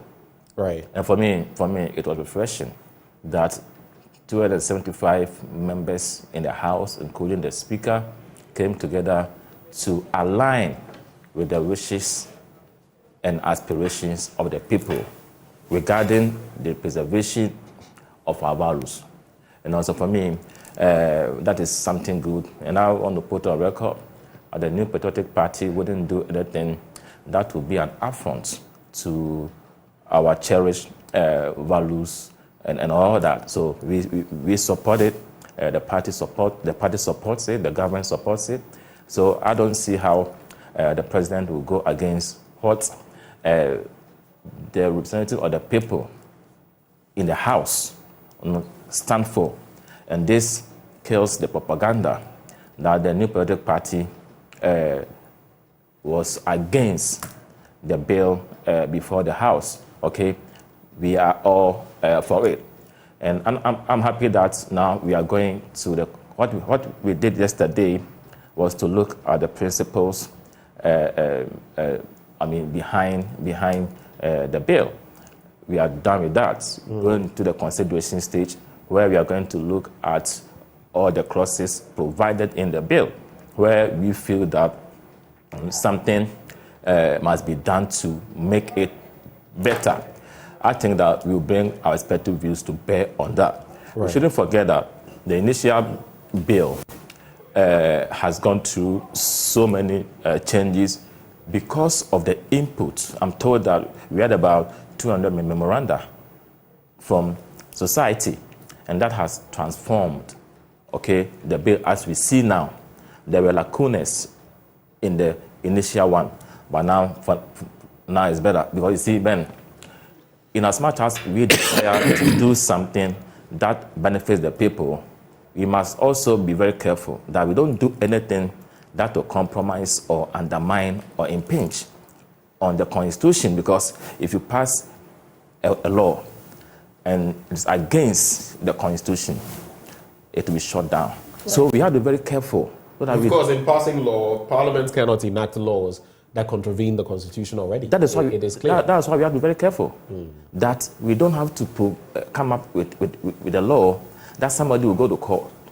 So for you, in simple terms, from where you sit, you don't see the possibility of Parliament, because now you are in unison on this matter. Yes. You don't see any possibility that after it has gone through all the stages and it gets to Mr. President to give his assent, sign his signature, he could say no. No, you don't see that as a possibility. No. You see, I don't see that as a possibility. Okay. And I'm a researcher, and so variables are not constant. Right. When variables change, it will change.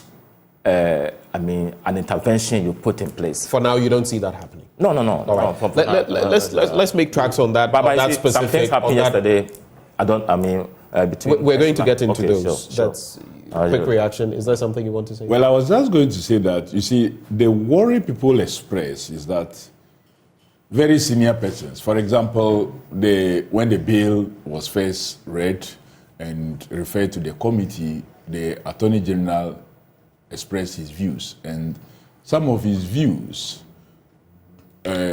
suggested that they were not so comfortable with the bill. How did he say? Because, for example, to indicate that it was going to, passing the bill in the form it was going to bring on board some financial impact on the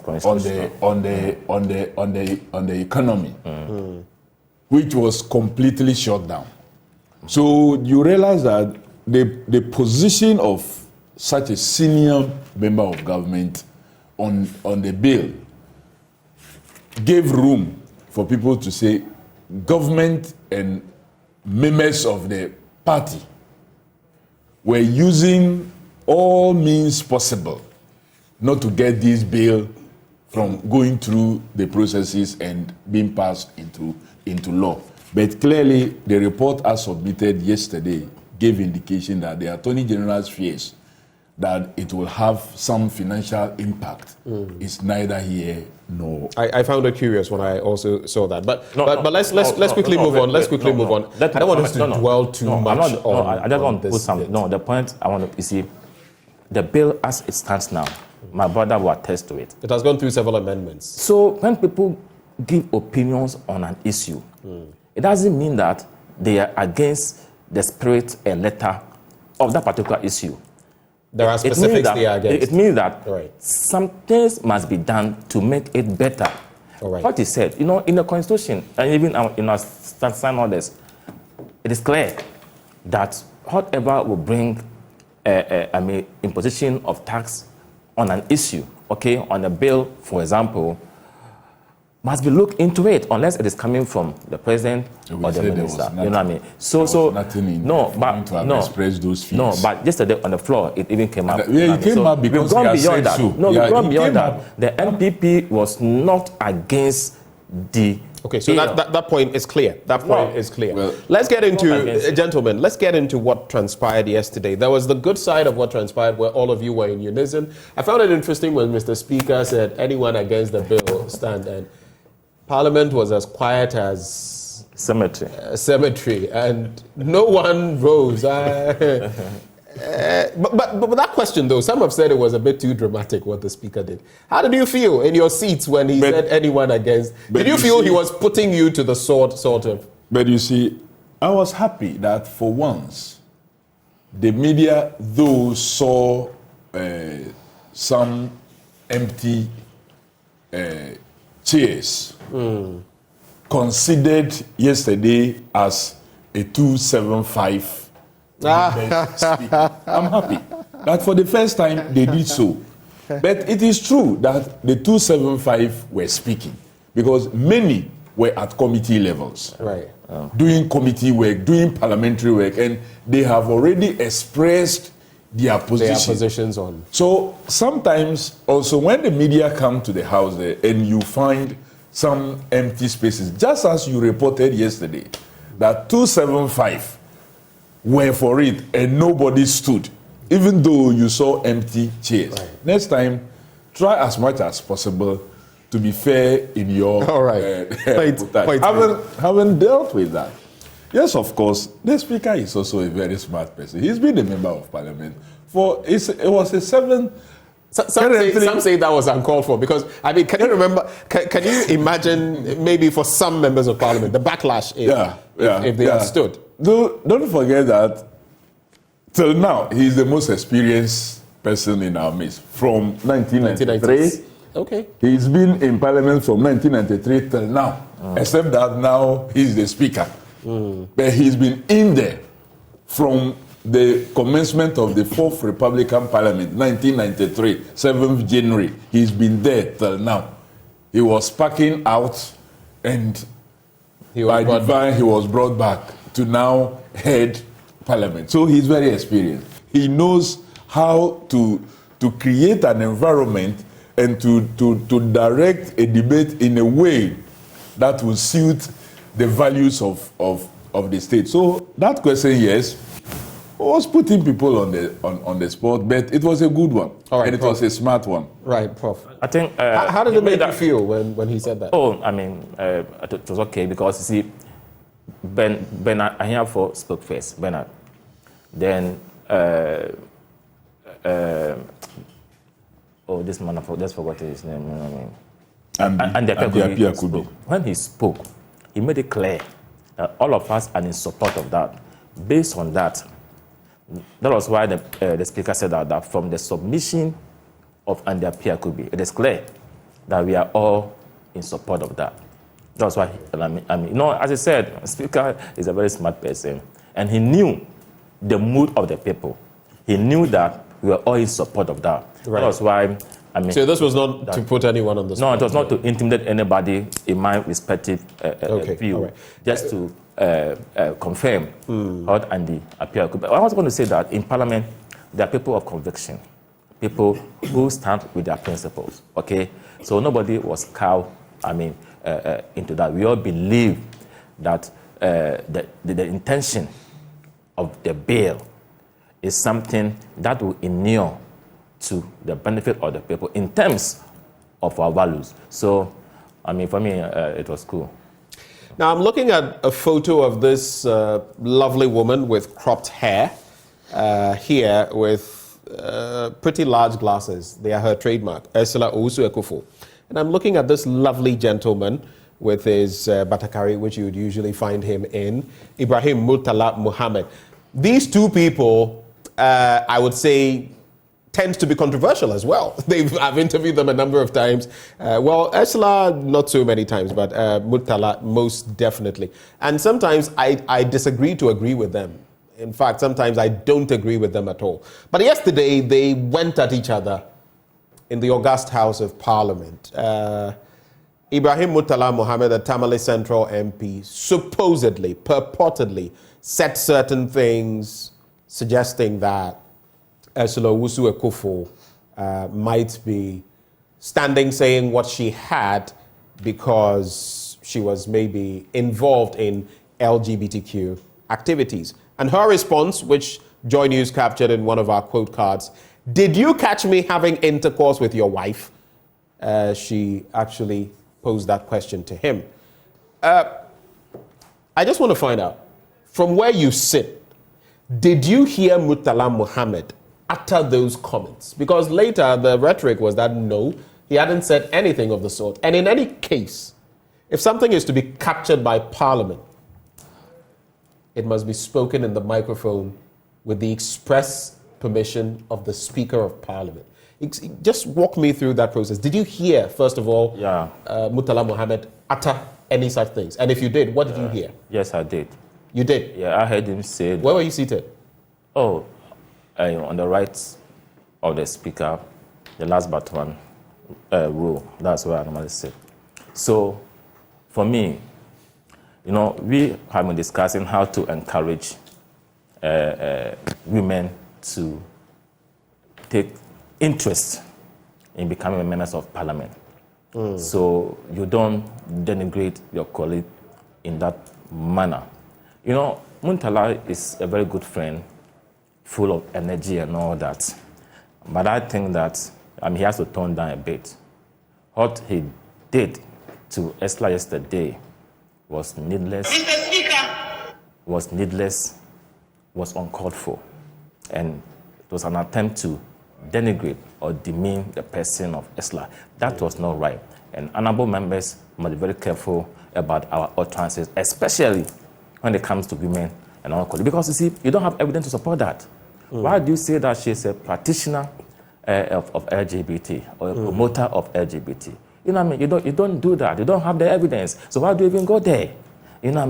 We must respect each other. I remember in March last year, I asked a simple question when the appeals court said that Judge Kwesi shouldn't be in the house. I wanted to find, because I'm a first-time MP, I wanted to find out why he was in the house when there was an appeals court judgment. Colleagues on the other side didn't take kindly to that. I saw they were not happy with me when I had asked a harmless, question.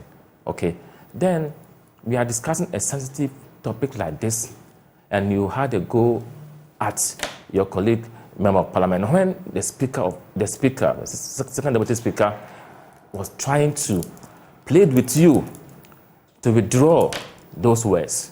You said no, and he had to even talk to your leader, Ato Forsen, to speak.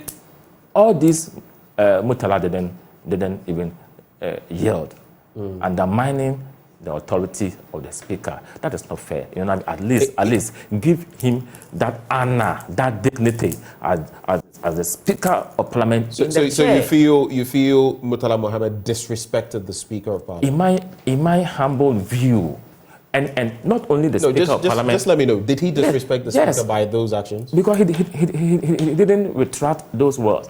And when the second I mean, the deputy chief whip was asked to even talk to him. He didn't listen. Atufosi himself, the leader on their side, when he didn't listen, at least. So he disrespected the speaker. He disrespected the entirety of everybody. Right. Everybody. Let me just find out. See, Ursula, when she was prompted that some of the words she used were, she retracted. She did the needful. That is an honorable person. She retracted, still justified, but she retracted. No, she didn't. I mean, see, an honorable person is the one who, when it is pointed out to them that they've done something wrong, are able to own up. That makes you a man. And I was proud that she did that. That she's a ferocious character. She shares her views. Some of those views I don't necessarily agree with, but she's passionate about what she says. You could tell from when. But what does this also say about? We were just talking about women's empowerment. What does it say? The way Murtala went against her. What does it say about empowering women, especially in the August House of Parliament? Plus, even whether male to male or female to female or male to female in Parliament, you must be extremely decorous. You must watch what you say against a fellow member of Parliament. What does it say about female empowerment? What we do in Parliament is observed by everybody. Our actions, our inactions must be what make the house a dignified house. Must be a house that assumes confidence in the people. It must be a house that will make people desire to be there, to contribute to national discourses. It shouldn't be a house of intimidation. It should be a house that spies people because of what they say, because of where they come from, or because of their agenda. Okay, so for me, it was a bad spectacle that we heard yesterday, and I hope that it doesn't even happen again. Okay, we must respect each other. What we say. Why do you have to be offensive to make a point? Why do you have to accuse somebody wrongfully to achieve what? To what end? You know what I mean? So with respect, our colleague. I mean, I like him because of his energy, you know what I mean? Because, I mean, his person is PhD, but we have to... Murtala Mohammed. Yes, peace science in the West of Ghana. So we have to check, because you see, people judge us by what we say. Sometimes there's the optics, there's even what is seen, not what is even said. Yeah, I mean, what we say, how we go about things, people observe us, okay? And we are modeled. The moment you find yourself in Parliament, you are seen to be a role model. But you've not addressed one issue. Just address that quickly for me and let me bring in Kofi Adams. If it's not spoken through the microphone, the speaker must give you express permission and then you speak. It is not recorded by the handset and all of that. And if it is recorded, then you have to retract all of that. If it were spoken into the microphone, then the speaker could have directed that portion should be expunged from the handset. But because it was not recorded, it's not going to be recorded in the handset, he can't say that it has to be deleted or expunged from the proceedings. That was why he said that. Because we all heard it. Just do us the honor by returning. What is wrong about that? Thank you. Kofi Adams, did you hear what he heard? And if you did, what did you hear? Let me say that at that stage of the debate, I wasn't truly in the chamber because of the Public Accounts Committee sitting. You were not in the chamber at the time? I wasn't in the chamber. Okay. So I only followed later. You know, Parliament has its social media handles that broadcast what goes on there. So I went back and then listened to what actually transpired. Did you confer with any of your the members of Parliament on your side to find out whether he actually said that? The question that you asked, that was what the second Deputy Speaker, who was presiding, did finally. To direct that those comments, if and only if they were captured, be expunged. That could have solved the problem. Before we adjourned yesterday, those were his final directives, that it be expunged. So that could easily have been done to save the situation. But the point is, if those comments were actually said, uttered in Parliament, I want to pin you to the wall. Would those comments be in good taste, saying that of another member of parliament. Well, would that be a good was he case? speaking facts or he was just conjecturing? He's not produced any evidence. He's not adduced any evidence as of this point. You see, that's what I'm saying. Words may have their own meaning. If you pick, there's a lot of report. And I was just reading through a Ghana Web report of 2021, 29th April, that reported that the Minister for Communication and Digitalization is said to have given indication that she experimented with what they describe as supi then, but it was titled lesbianism, which I didn't even want to mention. Was that what Murtala was referring to? But in any case, there is no evidence that can be adduced to this. Is there? Well, if this publication has not been changed, there was no reaction from the minister that she did that. Somebody in his state could decide to extrapolate it. This is not to suggest that I support describing your colleague in a manner that you do not have evidence to support. But I'm saying... next thing you know, someone could come and I speak to another member of parliament on the floor and say, you're a thief. I'm saying, and yeah, of course. That wouldn't... Of course. Unfortunately, you see, that's the problem some persons also had with our colleague. And this is not to justify. You remember her, I think it was in one of your sister stations, where she described the then president as Julo and all kinds of words without evidence. So you plan to without evidence. Do that so no, I'm not saying that. I will not do that. But this is somebody that is noted for calling others also names that she has no evidence for. So two wrongs don't make a right, right? I agree, two wrongs don't make a right, but then let's state that clearly, that this is someone who is also noted for that. But on this occasion, so is it because she's noted for some of these utterances? Maybe the NDC has targeted that they will also go hard. Yeah. That's the import. Let me do this, please. No, not at all. Not at all. Let me say that yesterday, when I listened to the Murtala and others who spoke, were clear and stated what it is that they felt offended with, based on the comments of what the honorable member for Ablekuma West. Unfortunately, when Murtala was asking for direction as to what exact comment, that was what generated all the debate, because Murtala said he had made a number of comments. So which comment was the speaker asking him to withdraw? Because he didn't speak into the mic. While seated there, he has said a number of things. Which one? So all he needed was proper direction. And it is that proper direction. Was he not just circumventing, trying to?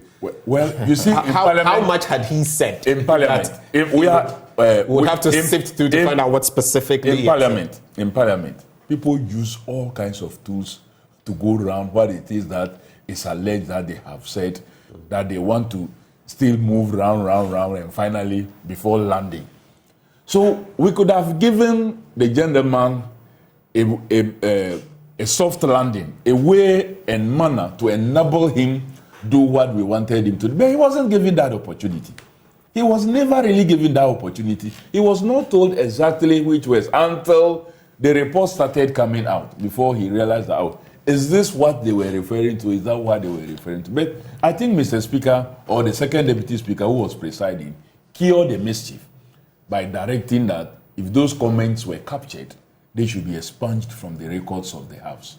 I think that maybe the media should not have even moved further to do further report on it and discussions and all manner. Why not? Because the discussions that you give to it is what is now generating all these controversies. But as members of parliament, you should have known. We pick everything. Well, but we'll put them out there. As members of, like you said, you rightly said yourself, only one person is heard in the House.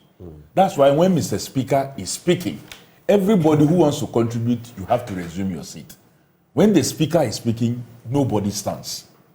When a member is speaking and another member rises, maybe you are rising on a point of order. But when Mr. Speaker is speaking, you don't even rise. You have to wait for Mr. Speaker to finish before you say. So only one member is heard at a time. So what you don't say into the mic, sometimes we must not generate so much controversy out of it. All right, so just to move the conversation forward, I just want us to wrap on that point. You are clearly not in support of what Murtala Mohammed said.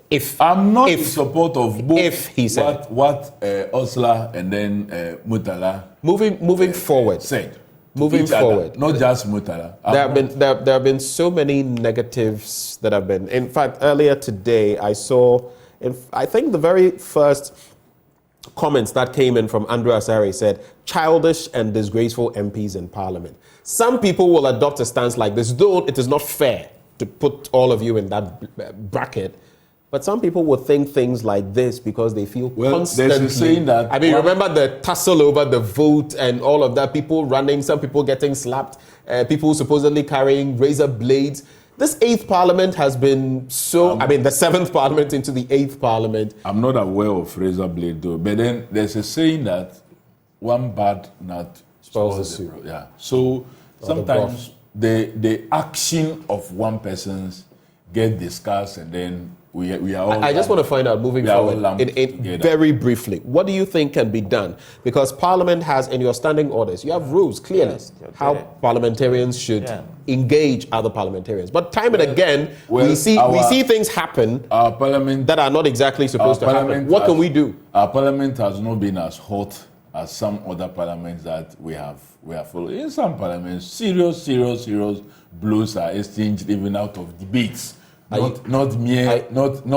I have seen those, but are you sure you want to compare our parliament to those parliaments? That is not the benchmark, is it? Not mere. Well, it happens almost including even the U.S. Parliament. I knew you would go there. I'm saying yes. It happens even in the U.S. Parliament. So it happens even in the U.S. Parliament. I could just read you and you went there. No, I'm saying this, especially on the back of what happened with the president.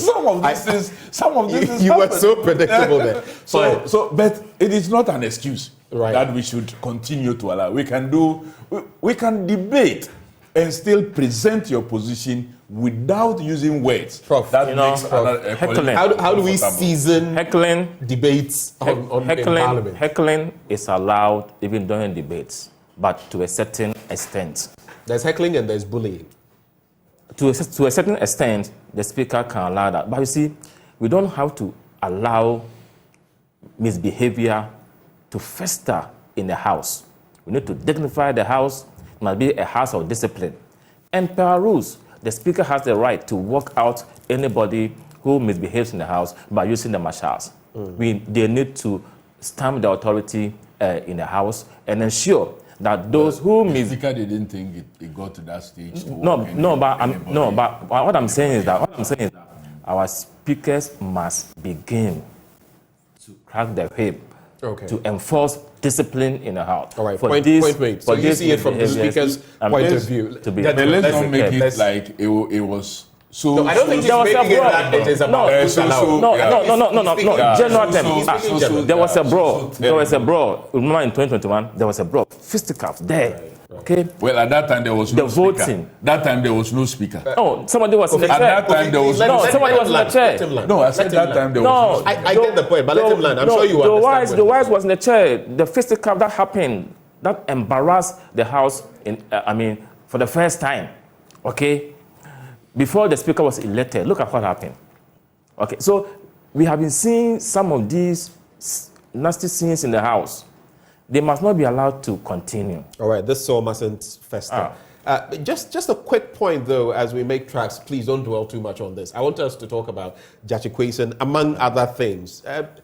Section 104 of the Criminal Code of Ghana, just citing what Slawusu Ekufo was talking about, a natural carnal knowledge.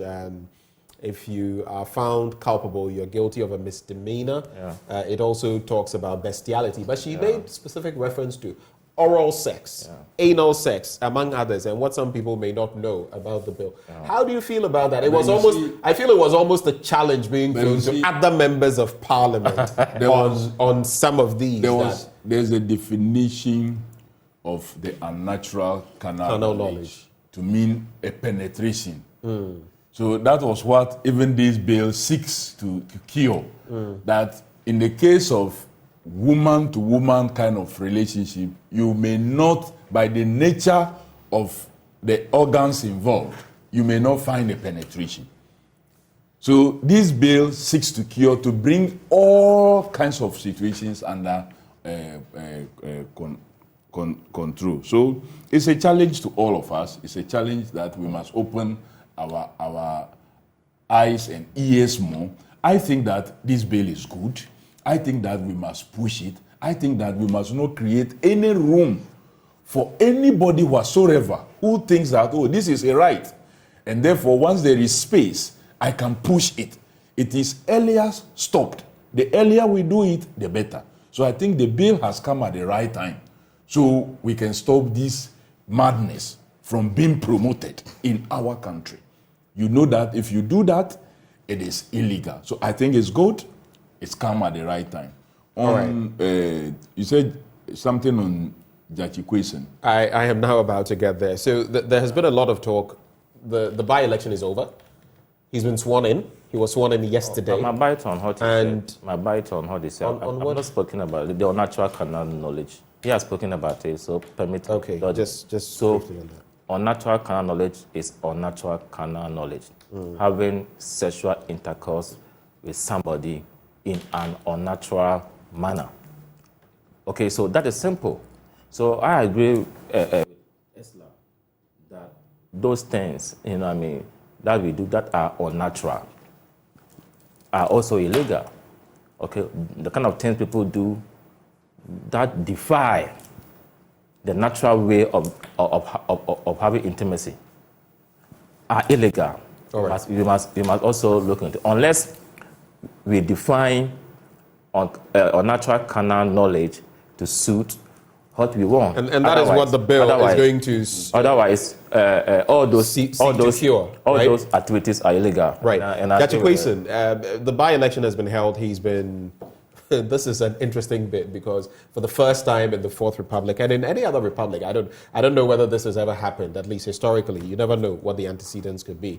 First time I've ever seen a situation like this, sitting MP, taken out, no longer a member of parliament, barred from coming to parliament, by-election, wins, is reinstated in parliament, but he has a pending criminal case in court and all of that. The statements by Mr. President there, don't vote for someone who could be hobbled by court cases. Some have taken issue with that. There's the Domahene himself, a high court judge, who says, issue a nolle prosequi, let it go.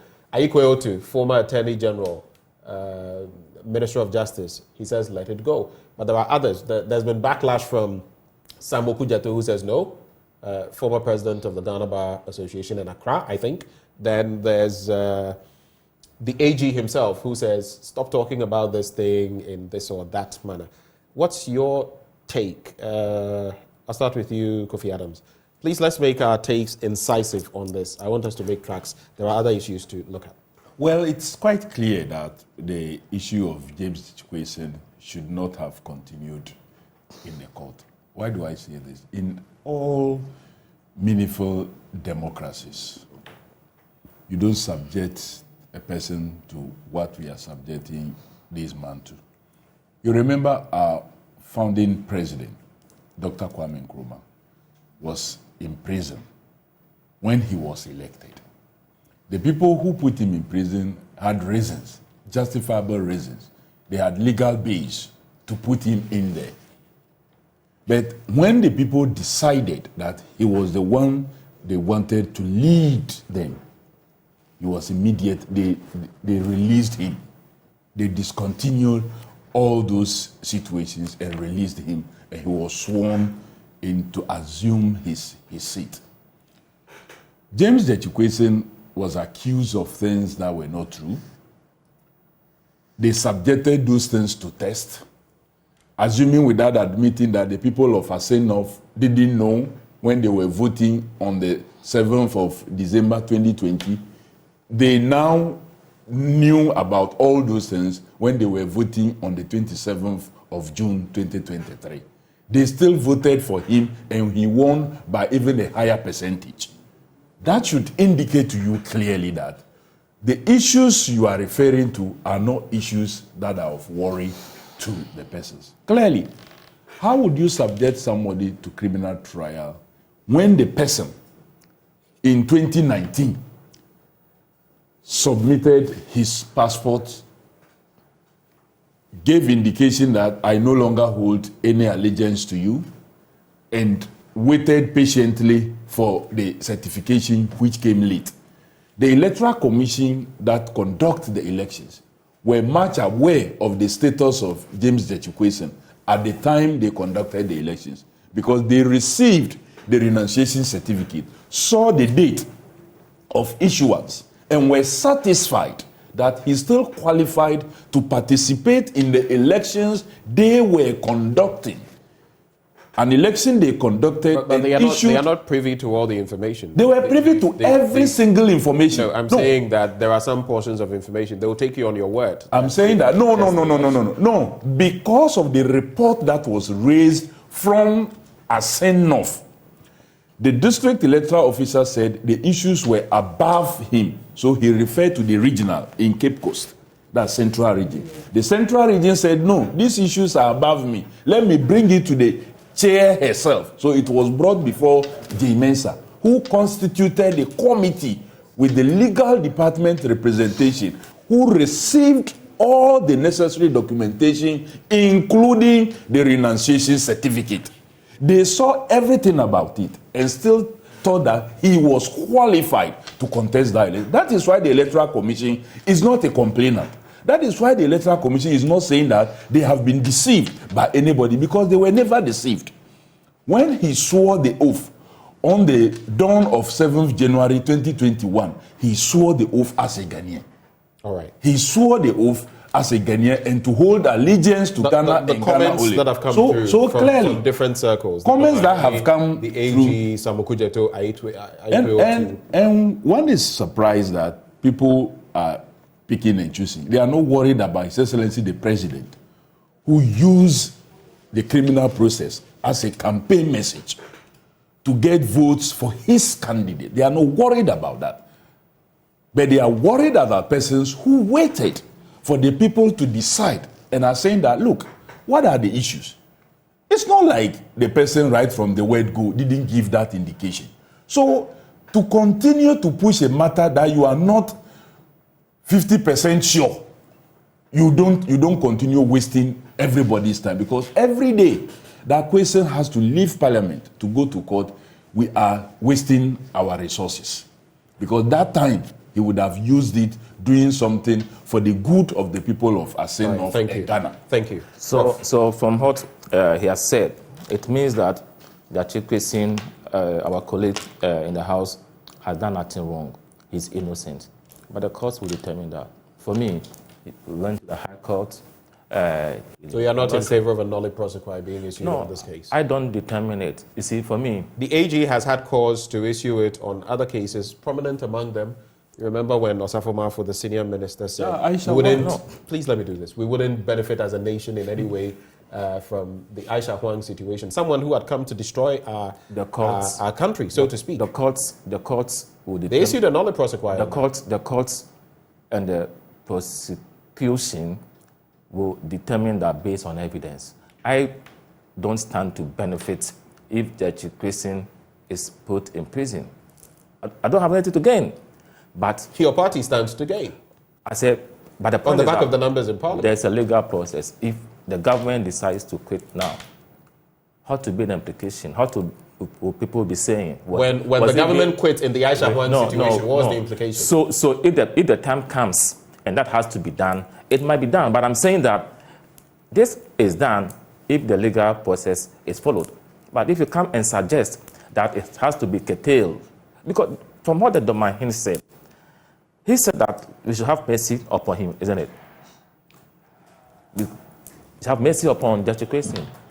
That is an admission of wrongdoing, because if you have not done anything wrong, why should there be mercy? Jechikwesen himself hasn't admitted any wrongdoing. No, I'm referring to what... that is how he couched it. So the moment you say that, it means that there's a wrongdoing. There's an admittance of that. But you see, let the legal process go on. If he will be, he will be exonerated, and I'm sure the Chief Justice himself will be happy if he goes through the legal process and he's let off the hook. And that will be precedent for all of us to follow. Everybody has their opinion. This will say A, this will say B. They are all fair and good.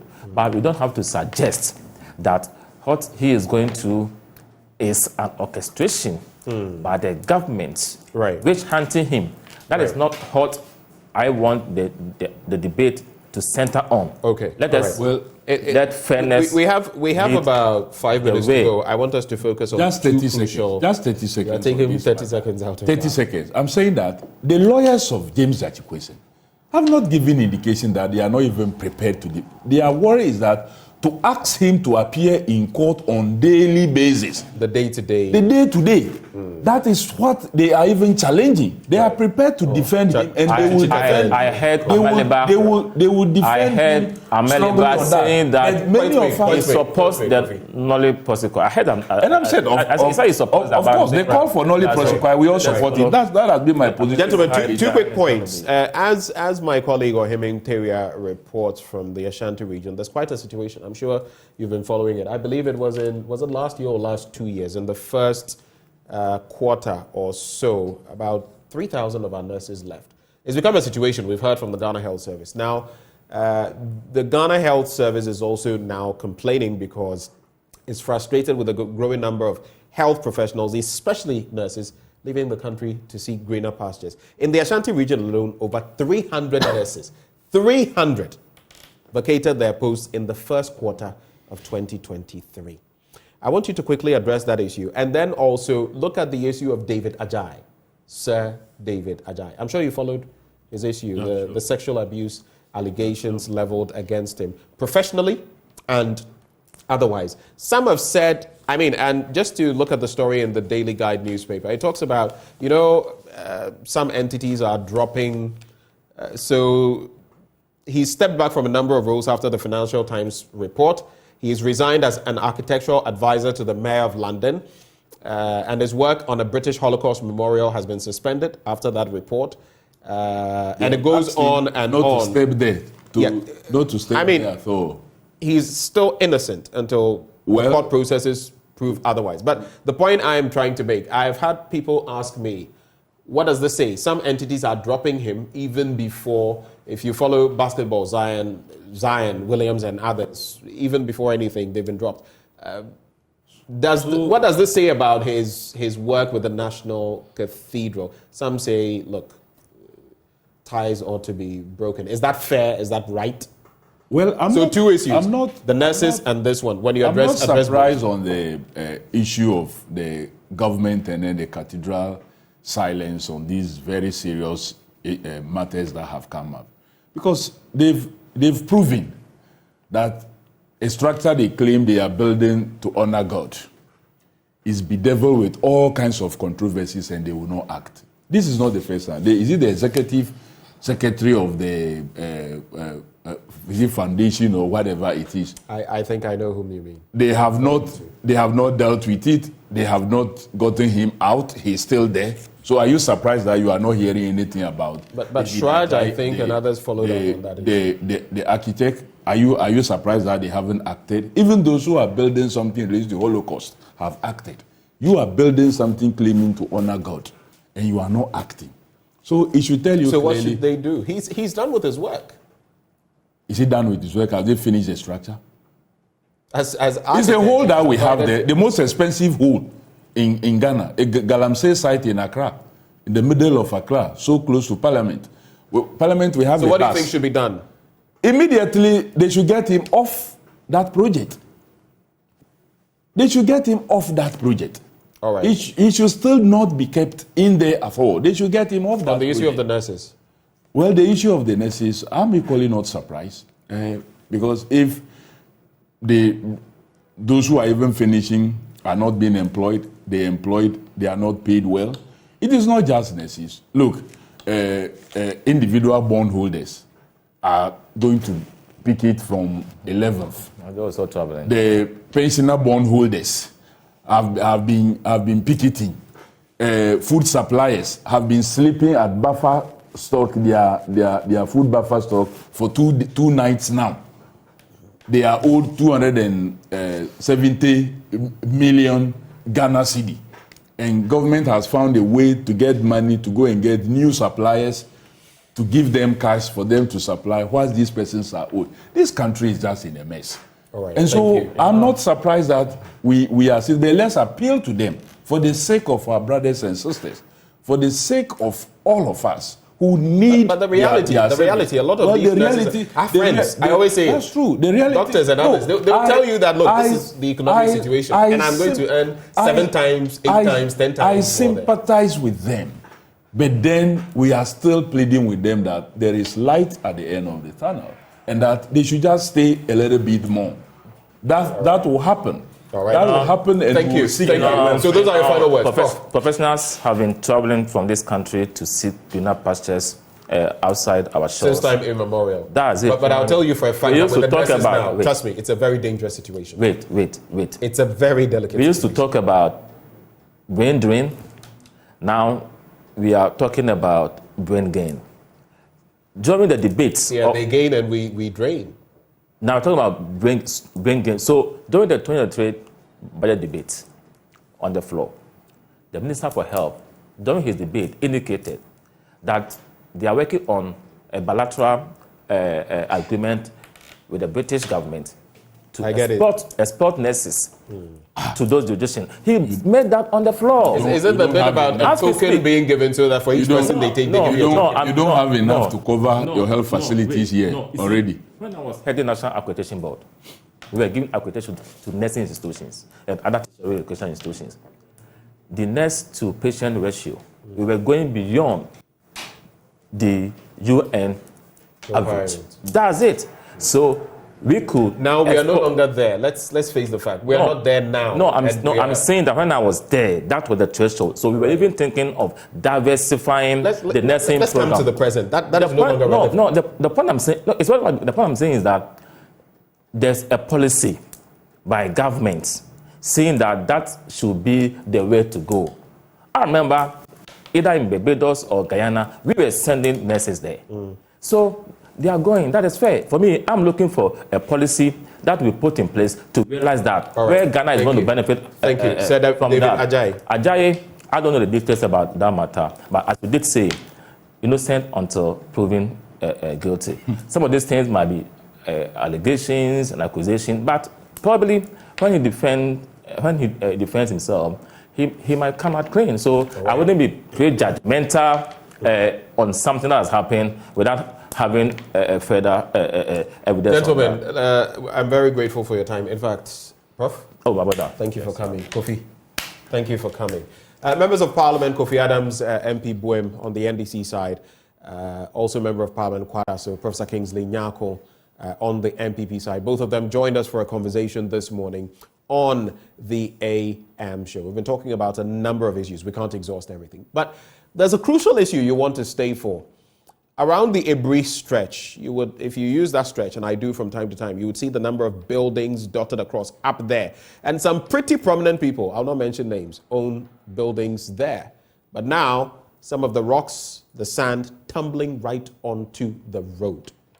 Where do we go from here? Because there are those nets or so supposed to catch them, but with buildings on top, I don't know what the next step is. Maybe you could help us, but you need to join us for that conversation up next on the AM show. We'll be right back.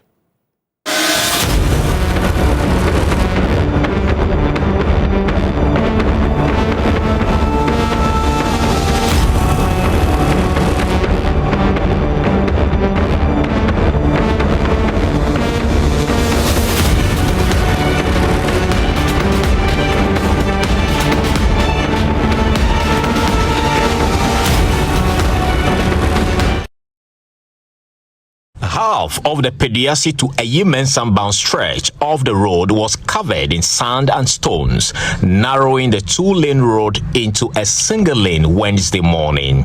In 2016, the road was closed for 5 months by the Ghana Highways Authority for stabilization works on the mountain. 6 years on, the situation persists as broken wall from this house, dangerously sited at the edge of the hill, formed part of the stones and the sand washed onto the road. These motorists have grave concerns over the situation. I think something needs to be done because usually late in the evening it's very risky and dangerous using this road.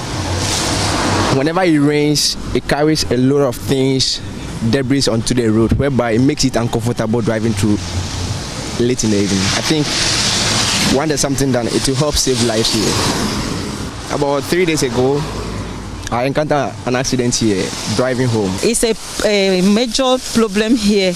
Mostly when it rains, normally wash off the stones down. So we advise the residents, those people who build on the mountains, to stop it, but they refuse to. They didn't listen to advice, so they put it on. It's not even like that, though. It is washing gradually. So we are even afraid of them. One day, it will just calm down. Everything will just fall off and calm down. Anajua uba, especially say double car boss or mobile. So we are visiting driver waha humano because we be the speed in the sun and has it or more for the money problem. Now a bono good kwano so kwama near dangerous as in so near bano. And your best company for say a straw no mama kwamo musi a dano and can and so no bar a buonim, but they said the atachenia born ever. Few hours after the Joy News report, workers from the Mobile Maintenance Unit 2 of the Ghana Highways Authority were seen busily clearing the debris on the road. Thank you for staying here on the AM show. It's now time for us to go deeper into what you just heard my colleague Carlos Coloni report on, because over the years you made him make reference to a situation in 2016 which resulted in the closure of a part of the road for about 5 months. We were told that some further works will happen on the mountain. Well, today I've been joined by the Eastern Regional Minister, Mr. Sethi Champong, for more on this. Good morning to you, sir. Grateful that you could join us. First off, I'd just like to find out why the suspicion is that those building on the roads or along the Aburi Hills and Mountains are the ones causing these recent incidents. Thank you very much, and good morning to you as well. Certainly, they are the immediate habitants. So every person looking for information, they are the first port of call for any researcher or news person finding out on why are we experiencing the unfortunate incidents and situations occurring on the road. And so they are the people who are there, they are the activity, they work in that environment. And so certainly they are the first port of call for anybody to find out from them. And so I believe this is the reason. Besides, it falls within a municipality that is within the Eastern region. And so typically it is a concern to all road users. The road is not necessarily for only people living in the Eastern region. It's a national road owned by the Ghana Highway Authority. And so when there is anything untoward, they are the first people we need to inform. And so when this matter happened on the Tuesday night, hurriedly I got the Minister of Roads and Highways informed. He got in touch with the Chief Director of Ministry, and together with a team of engineers, with the Chief Executive of the Ghana Highway Authority, the highway portion where we're discussing presently falls within the Greater Accra region. In terms of road management, it is not under the Eastern region. Okay. We had a team of Eastern, Greater Accra, and the national, headed by the Chief Executive, as well as the Chief Director, come to the grounds. Our facts and what we found on ground was that this was as a result of a collapse, a failed fence wall of a property up there on the mountain, and then a combination of a road construction, which is also being undertaken on the same neighborhood. The same neighborhood. And these are runoffs that the heavy downpour carried. And by the consistent and saturation nature the earth became, it was so heavy for the fence wall, and the fence wall collapsed. And how come we got all these debris coming down? So in this instance, this is not the typical sedimentary fall-offs that we used to experience with this particular mountain. But this is as a result of work in progress and at the same time, failure of structural integrity, what the engineers told us. They said they call something structural integrity, whether the structure that failed had the proper strength to survive the forces of the water that came near it. And because that did not survive, we had a failure, and that was the accident we all saw with the debris coming on the main corridor, please. Right. Mr. Champon, thankfully, no life was injured or lost, but this is a disaster waiting to happen. And here's why I'm saying that, because like I mentioned earlier, over the years, we've been having this discussion. In 2019, some rocks fell again on the road. And a civil engineer, Engineer Abdullahi Mahama, said that in 2006, he foresaw this occurrence and wrote to government with a plan on how to deal with the situation. According to him, government asked that they submitted a rate, but nothing concrete was done. We've seen, even with the visuals showing now, that the stopgap measure, that's the metal fencing, have been damaged. We can see it there now. So there's also the question of maintenance. There's a question of proactiveness. And then there's a question of why we are allowing people to build on the hill and along the mountains. Because according to this civil engineer, what is happening is that they are weakening the integrity of that mountain. And he's been asking that we should not allow people to continue to build there. He says the mountains rock formation have or will be weakened over time. And this is why the water penetrates the rocks and we see the occasional breakaways.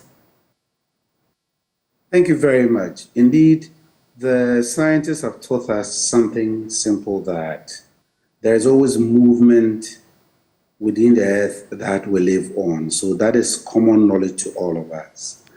I know practitioners, just as the engineer you just spoke about, is also a person who have science at the back of his training. So when it happens this way, we policymakers and implementers, what we do is to fall on the professionals. Indeed, there is some failure with the mesh, the metal you described. They call it a mesh. That's how the engineers call it. The mesh, which is broken now, is as a result of some heavy activity.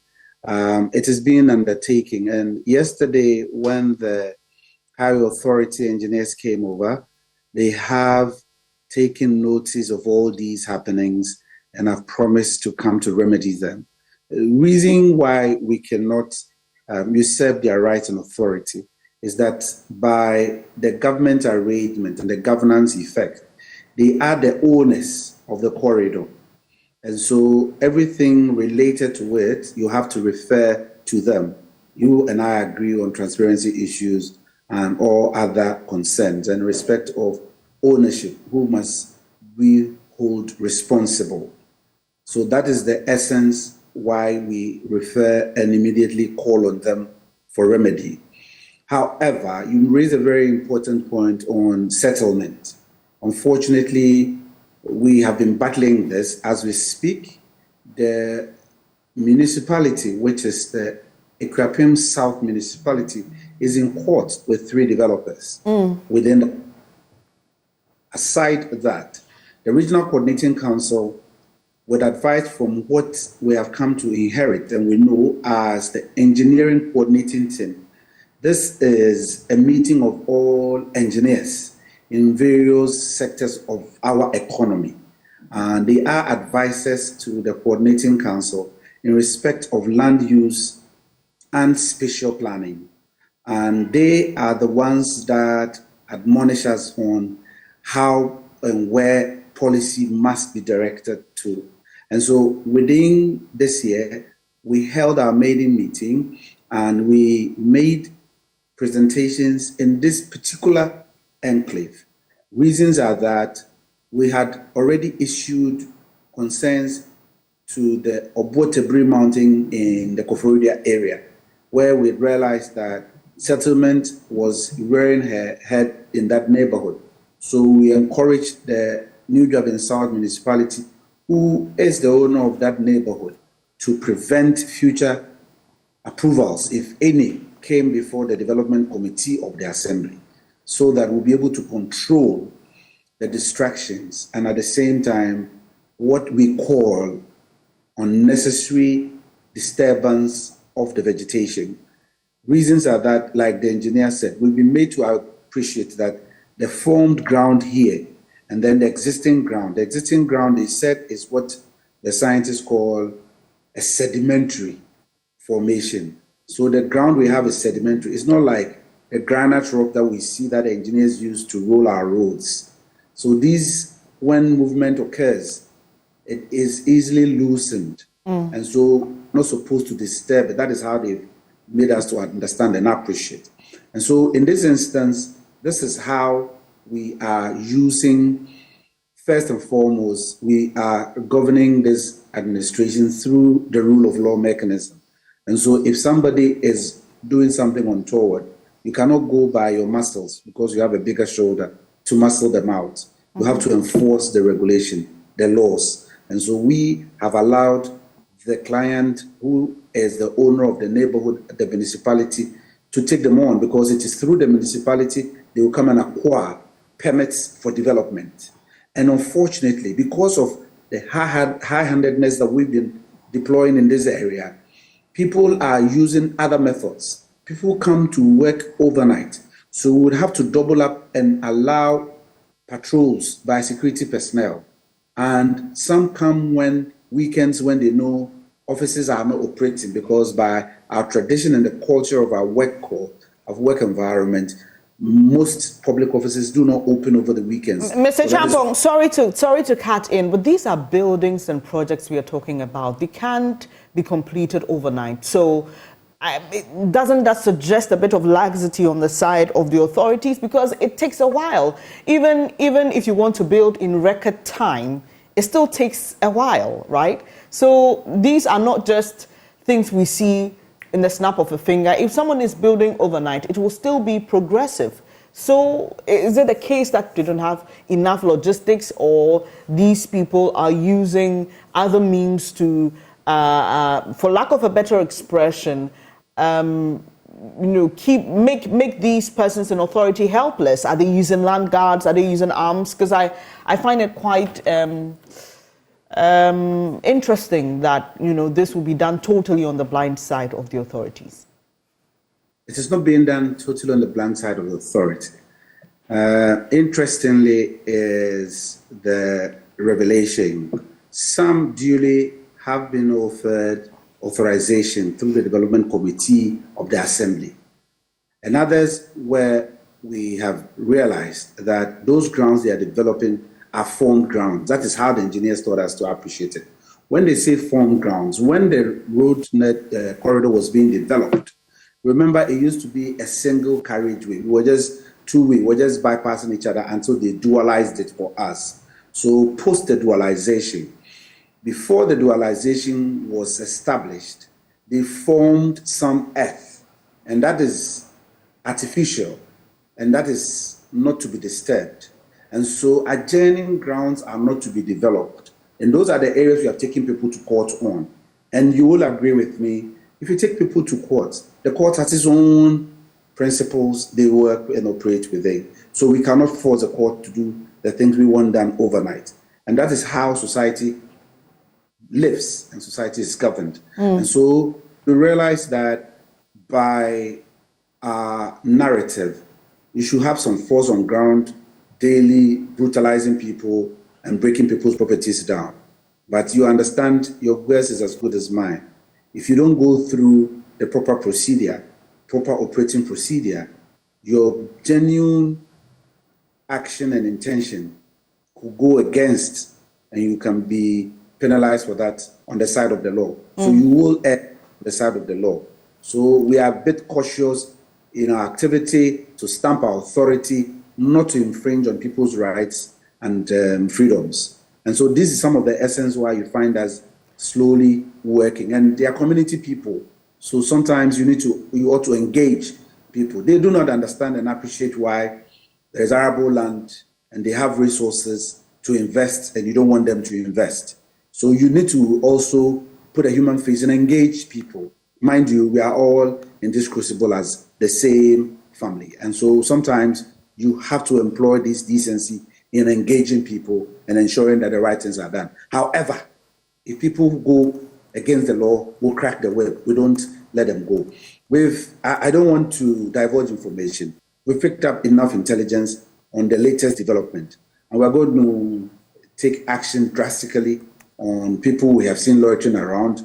We have cited some characters and we are going to go after them, and that is going to be part of our strategy going forward. So we get developers to understand that you cannot just come in by the whim of your own caprice and do things that we will not agree with you on. Mr. Champon, we'll be wrapping up the conversation shortly, but is there any part or parcel of land along that hill or mountain that has been earmarked for non-development? Do we have anything like that on paper? No-go areas? Yes, you see, where we have Pediasel Lodge, it was established by an executive instrument, and that is the vested authority, that's the legal authority in terms of land management. And within a radius of Pediasel Lodge, by national security standards, nobody is supposed to develop in that neighborhood.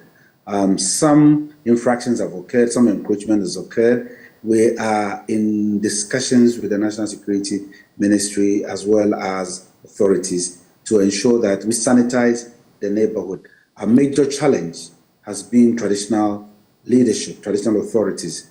Some vested lands have already been divulged and returned to owners in some areas. So when people see that some vested lands have been returned to original owners, they also come pushing for theirs. And this has become, forgive my language, a quagmire for us in respect of management. But we are handling it appropriately the way we ought to do as managers in this administration.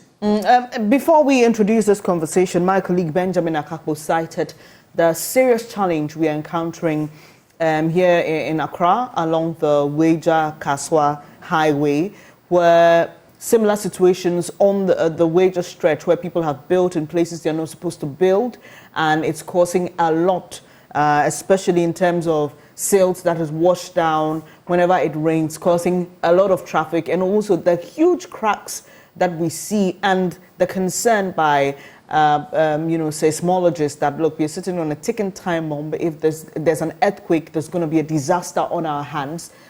I'd just like for you to tell us in the short to medium term what you're doing to prevent these rocks from, dropping onto the road, killing people. The road users are worried, especially at night when there is not enough visibility, and this could injure somebody or even kill them.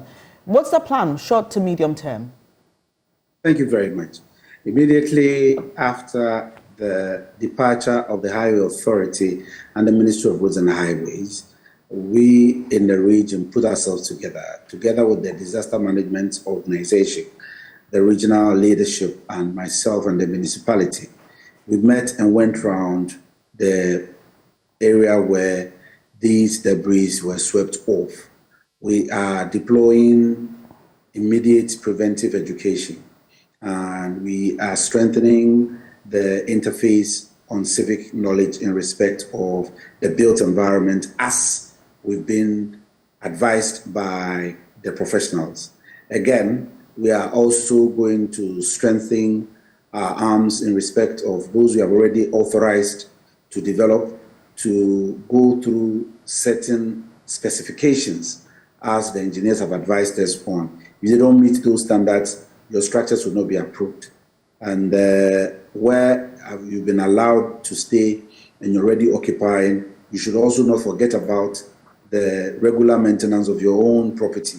You should not just build and forget that the building will stay till thy kingdom come. It needs regular maintenance, just as our bodies require maintenance. So that is on the education bit.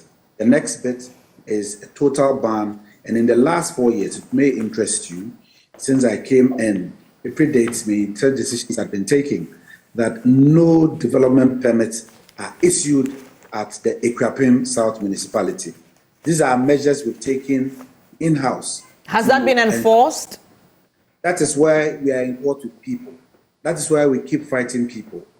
You may be interested and be surprised that people who have tried developing in some areas, we have blocked them, and it hasn't been easy fighting these battles. It's easy because they come at all times, and you may not be there all the time. But fortunately, the security apparatus have been real backing. They have always been available anytime we have called upon them to halt any development, carry people's property away from grounds. We haven't authorized them to bring blocks and sand, and then take them away and send them to the appropriate quarters by reporting them to the police and getting them start a prosecution over them. That's why we have 3 people in court now. It is not always easy identifying the real owners of the development.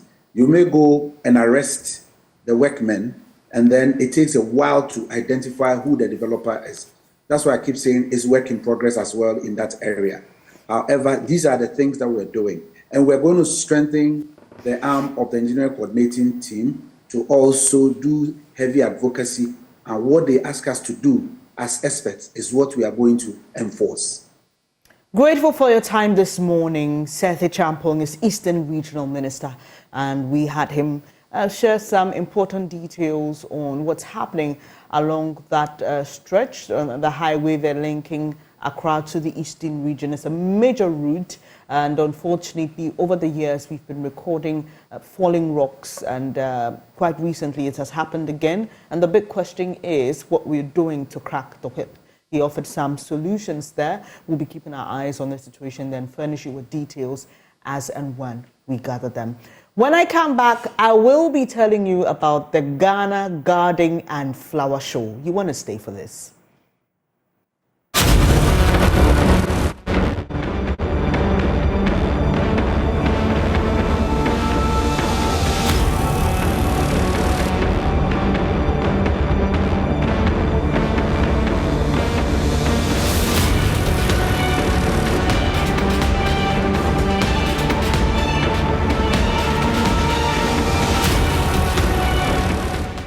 Hi there, thank you so much for staying here on the AM show with me, Bernice Abubedulansa. Well, for the past 11 years, if you were quite observant, you would have realized that in the last week of August, something beautiful happens, especially around green spaces and what we refer to as our runabouts in Accra. And you see some beautiful flowers springing up, some beautiful gardening designs and all that. Well, it's all about the Ghana Garden and Flower Show. It's the flagship event of the Ghana Garden and Flower Movement, which was initiated by Strategic Communications Africa Limited, Stratcom Africa, in 2013. Now, it has over the years been a platform that Stratcom Africa employs to drive behavior change among Ghanaians in relation to environmental sustainability. And this morning, I've been joined by Sharon Enim. She's Marketing Communication Manager at Stratcom Africa Foundation, and Delphina Kwashi. She's Programs Officer at Stratcom Africa Foundation. Great to have you here, ladies. So Delphina is to my immediate left, and then Sharon is to my farthest left. It's a pleasure to have you here. And I have, because I love beautiful things. And I love colors, and I love flowers. And also because I understand the therapeutic effects that they have, I have noticed every time you guys, come together to do something beautiful in the city, it's very obvious, and I pay attention to this. But you have been doing this for almost 11 years running.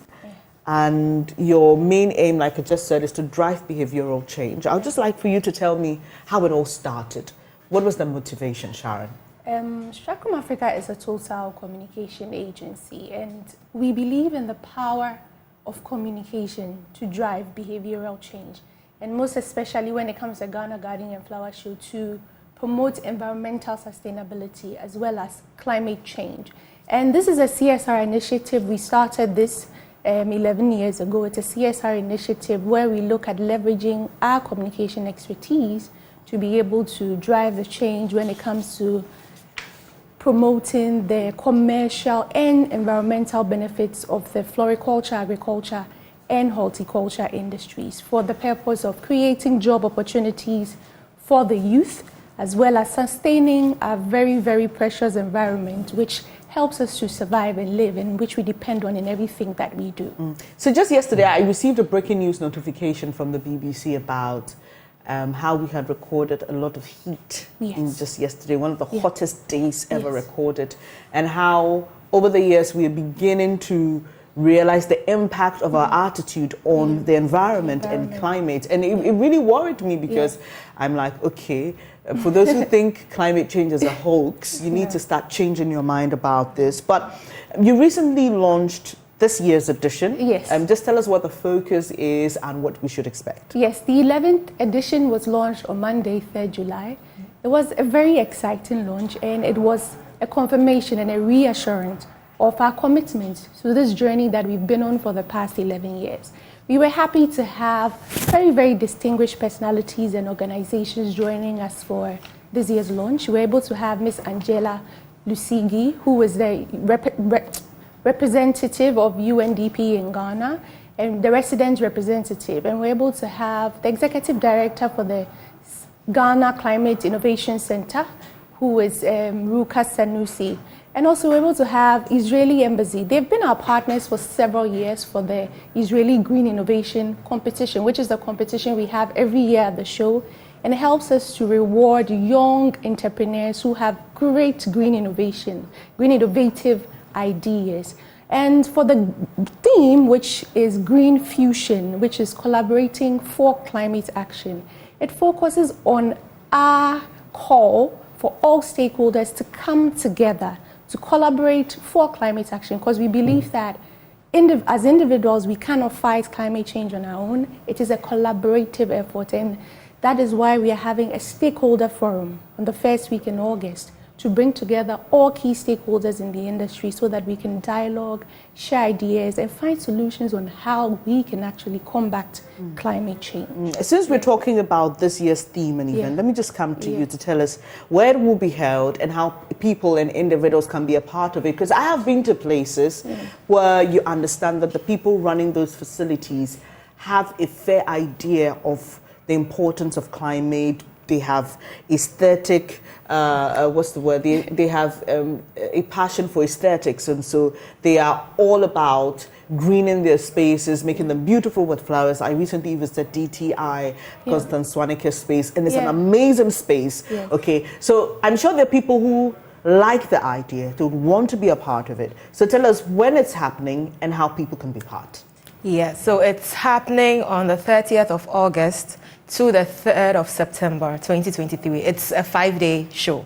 We have it every year for 5 days.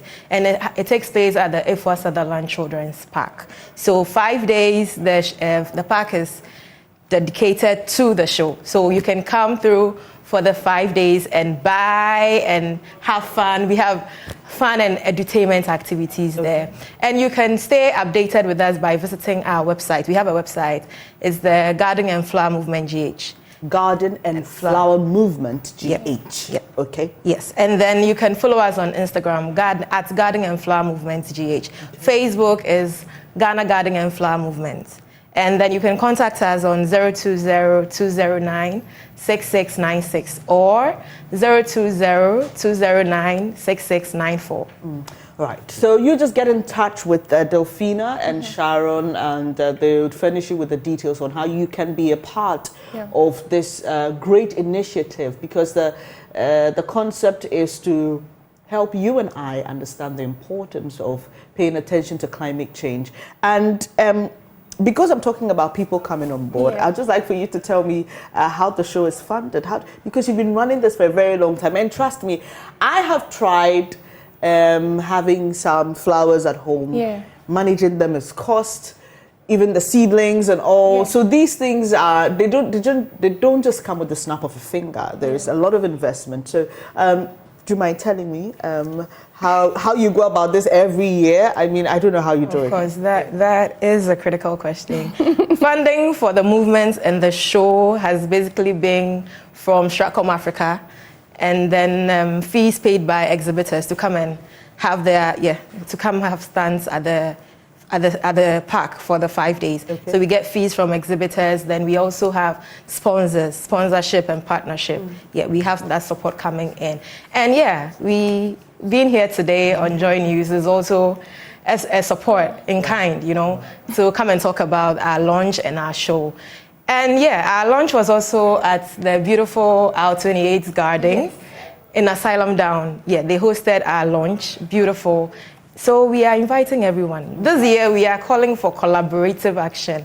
Let's all come together and collaborate for a greener, cleaner, healthier, wealthier, and more beautiful Ghana. I like that. That's a very nice one. So you just spoke about exhibitors. What's the criteria? I mean, who are you looking at when you're looking for people to come be a part of exhibitors, so that if anybody fits that criteria, they can just give you a call? Okay, so one thing we are really focusing on this year, as the theme says, green fusion. We are looking at having a very good blend of exhibitors within the floriculture, horticulture and agriculture space. We are looking at people who have plants, flowers, landscaping, people who are even into any green business, waste management, recycling. We want to have the biggest sustainability fair where when you come, you actually experience the practical ways you can contribute to fighting climate change. So it's going to be a wide range of people in that space, as well as people in arts and crafts and people who have sustainable businesses who want to showcase what they have done and their contribution towards fighting climate change. Right, so even if you're a potter, right? If you do pot, beautiful gardening pots and equipment, decorative pieces. Yeah, that's important. So I just needed people to widen the scope a bit, because when you're talking about the Ghana garden flower champagne, they're thinking only gardening, but it's a fusion, like you just said. Yes, it's a fusion. So listening to you and all you've done over the years, I just wonder why this is so important. You're a communications company. Yes. And someone would assume that you're all about advertisement, managing brands, helping people, communicate properly. Exactly. Why is this so important to you? This is important to us. I mentioned earlier that it's a CSR initiative which we started. And for us at Stratcom Africa, we believe in working to the glory of God. It's a key principle for us. And we know that we are stewards of God's creation. God gave us this earth for us to keep and protect. And we believe that we can use our communication expertise to keep creating awareness on that, to keep drawing people's attention on that, and to keep rallying Ghanaians for us to keep a conscious, environmentally conscious lifestyle. Even back to the fusion, we are looking at getting to a point where people fuse green into their everyday lifestyles, such that it's a lifestyle. We are living green, we are saving our environment, and we are fighting climate change.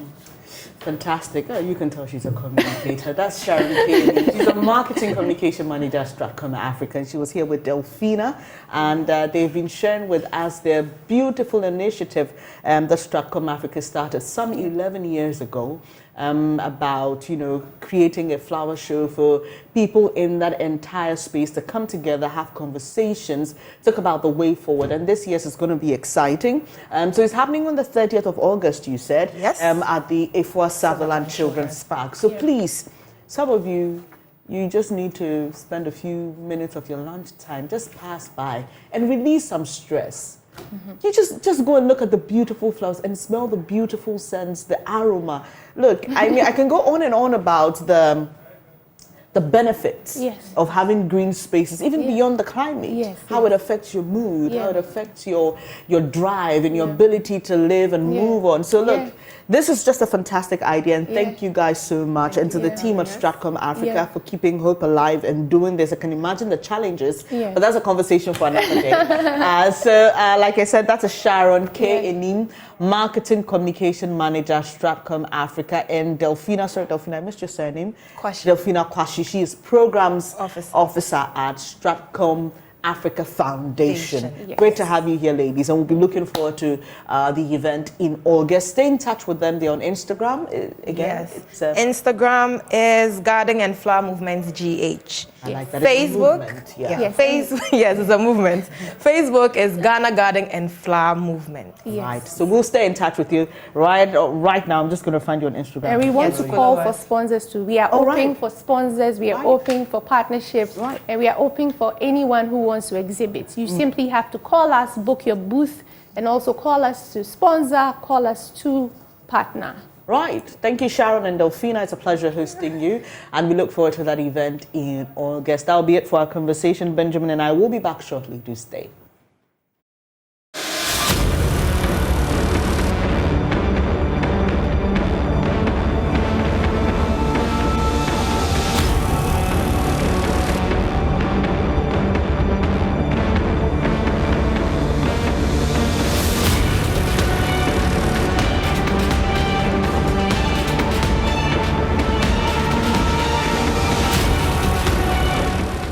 Thank you for staying here on the AM show. I told you I was going to get him back. Hello, Benjamin.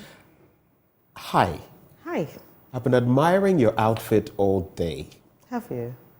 The shade of, is it gray or black speckled with white, and the combination, the earrings and the brooch. Sometimes I wish that... Benjamin, stop being mischievous, because you knew I was just going to I am not being You knew I was going to compliment your attire, and you just... Mine is, yes, but yours is... Thank you. It is Thank spot you. on, lovely, Thank dapper. you. Thank you. Thank you. So the LGBT convo, how far now? Oh, you know my favorite part. All those, you know, it's like when they say all those in favor, aye, all those who think, stand up. And I was just waiting to see how it would go. The members of parliament said it didn't put them on the spot because there was unison in the first place in terms of what the agenda was as far as the bill, the revised bill, amended bill was concerned. But interesting scenes. I brought up the Murtala Mohammed Ursula Ekufo situation, and I was very blunt with them. They also shared their opinions. Of course, we know where they come from and what the they would say. divide. It was interesting, but I think moving forward, members of parliament should season their words better, especially on the floor of parliament. Someone sent me messages that, look, young people, watch you guys. Yeah. Sometimes the things you say, the way you act on the floor of parliament, don't add to our national In fact, in recent times, right, there's been a lot happening in parliament that makes you just wonder. Makes you cringe sometimes. Exactly. Look at the election of speaker, for example, and what happened there. I mean, that was not... And I know it happens, people argue and say, well, it happens in other parts of the world. Yes, I know, but we demand better of our representatives, right? And so the fact that it happens in other parts of the world doesn't give legitimacy to their actions, does it? So we'll quickly just pick a few calls. Isaac is our first caller. Hello, Isaac. Great to have you here. Let's hear what you have to share. Hello, Isaac. Hello. Yes, please go ahead and share your thoughts with us. Isaac, please reduce the volume on your set. We can hear you from there. Feedback. Please reduce the volume. All right. Good morning. Hello. We can hear you, Isaac. Please go ahead. Please, I want to talk about the LGBT issue last. In fact, the thing is a very serious issue. I think Parliament is even wasting my time on this thing. Because if you look at the constitution of Ghana, I don't know. A lot of people are against this thing. But yes, some people are behind pushing for us to accept this thing in our country. So I think our parliamentarians should do something to level. Thank you very much.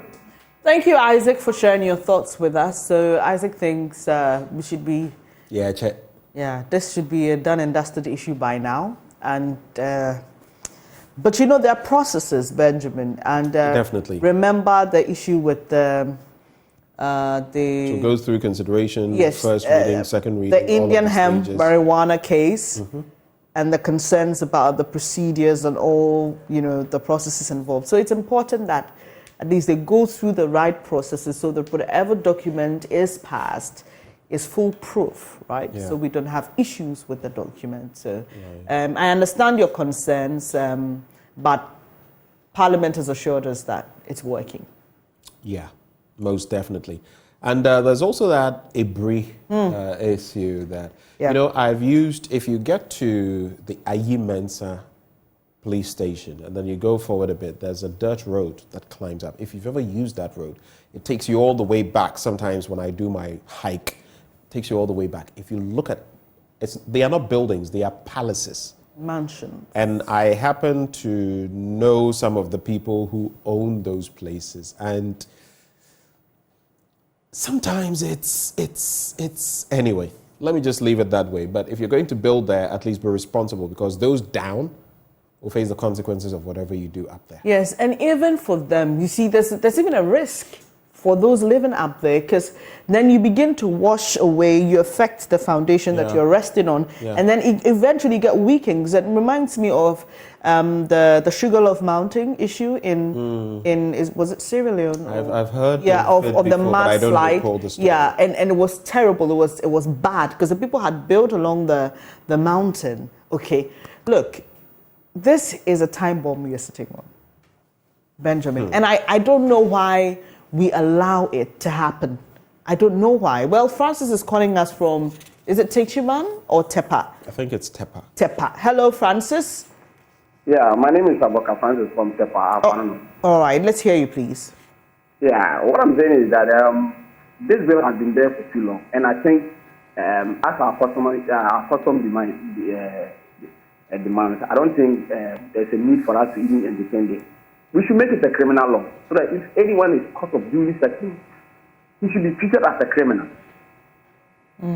I think that's the best way, because as blacks, I don't see why we should be doing this thing. And as Christians and Muslims, even the traditional people will not even accept this. Now let's talk about Christians and Muslims. So I think we should make it a criminal act, so that if anything such happens, then we will know how to deal with it. Well, that's... And I want to take this opportunity to say hi to Honorable Kwaku, the incoming parliamentary aspirant.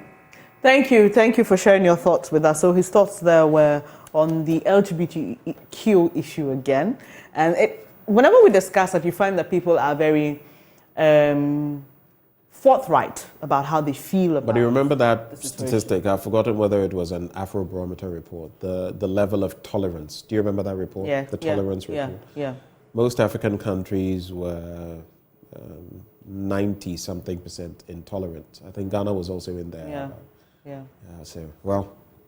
We'll see how it goes. Since it's in Parliament, we just wait for the House to pass it and then we'll see. But there's also a lot of pressure. I remember speaking to Dr. Asante, who felt that there was actually no need to even initiate a bill in the first place, and that we're only buying a lot of pressure for ourselves. Where is the pressure? The Buim MP, Kofi Adams, disagrees. He feels the law on a natural carnal knowledge, for example, doesn't suffice. It is not. It is a bit nebulous, and you must give it clarity, hence this. So there will always be the different sides arguing for or against, but it is what it is. It is what All right, and it is what it is. It's time for us to say goodbye. We are not excited to do that, but we need to go prepare, bring you the very best of content, God willing, tomorrow. And we hope to get interactive with you as well again. But for now, it's goodbye from Benjamin and I. And we need to hand over to, what's her name? Oh, if I mention that one on there, she'll finish me. I Ibrahim is next with News Desk. Take care.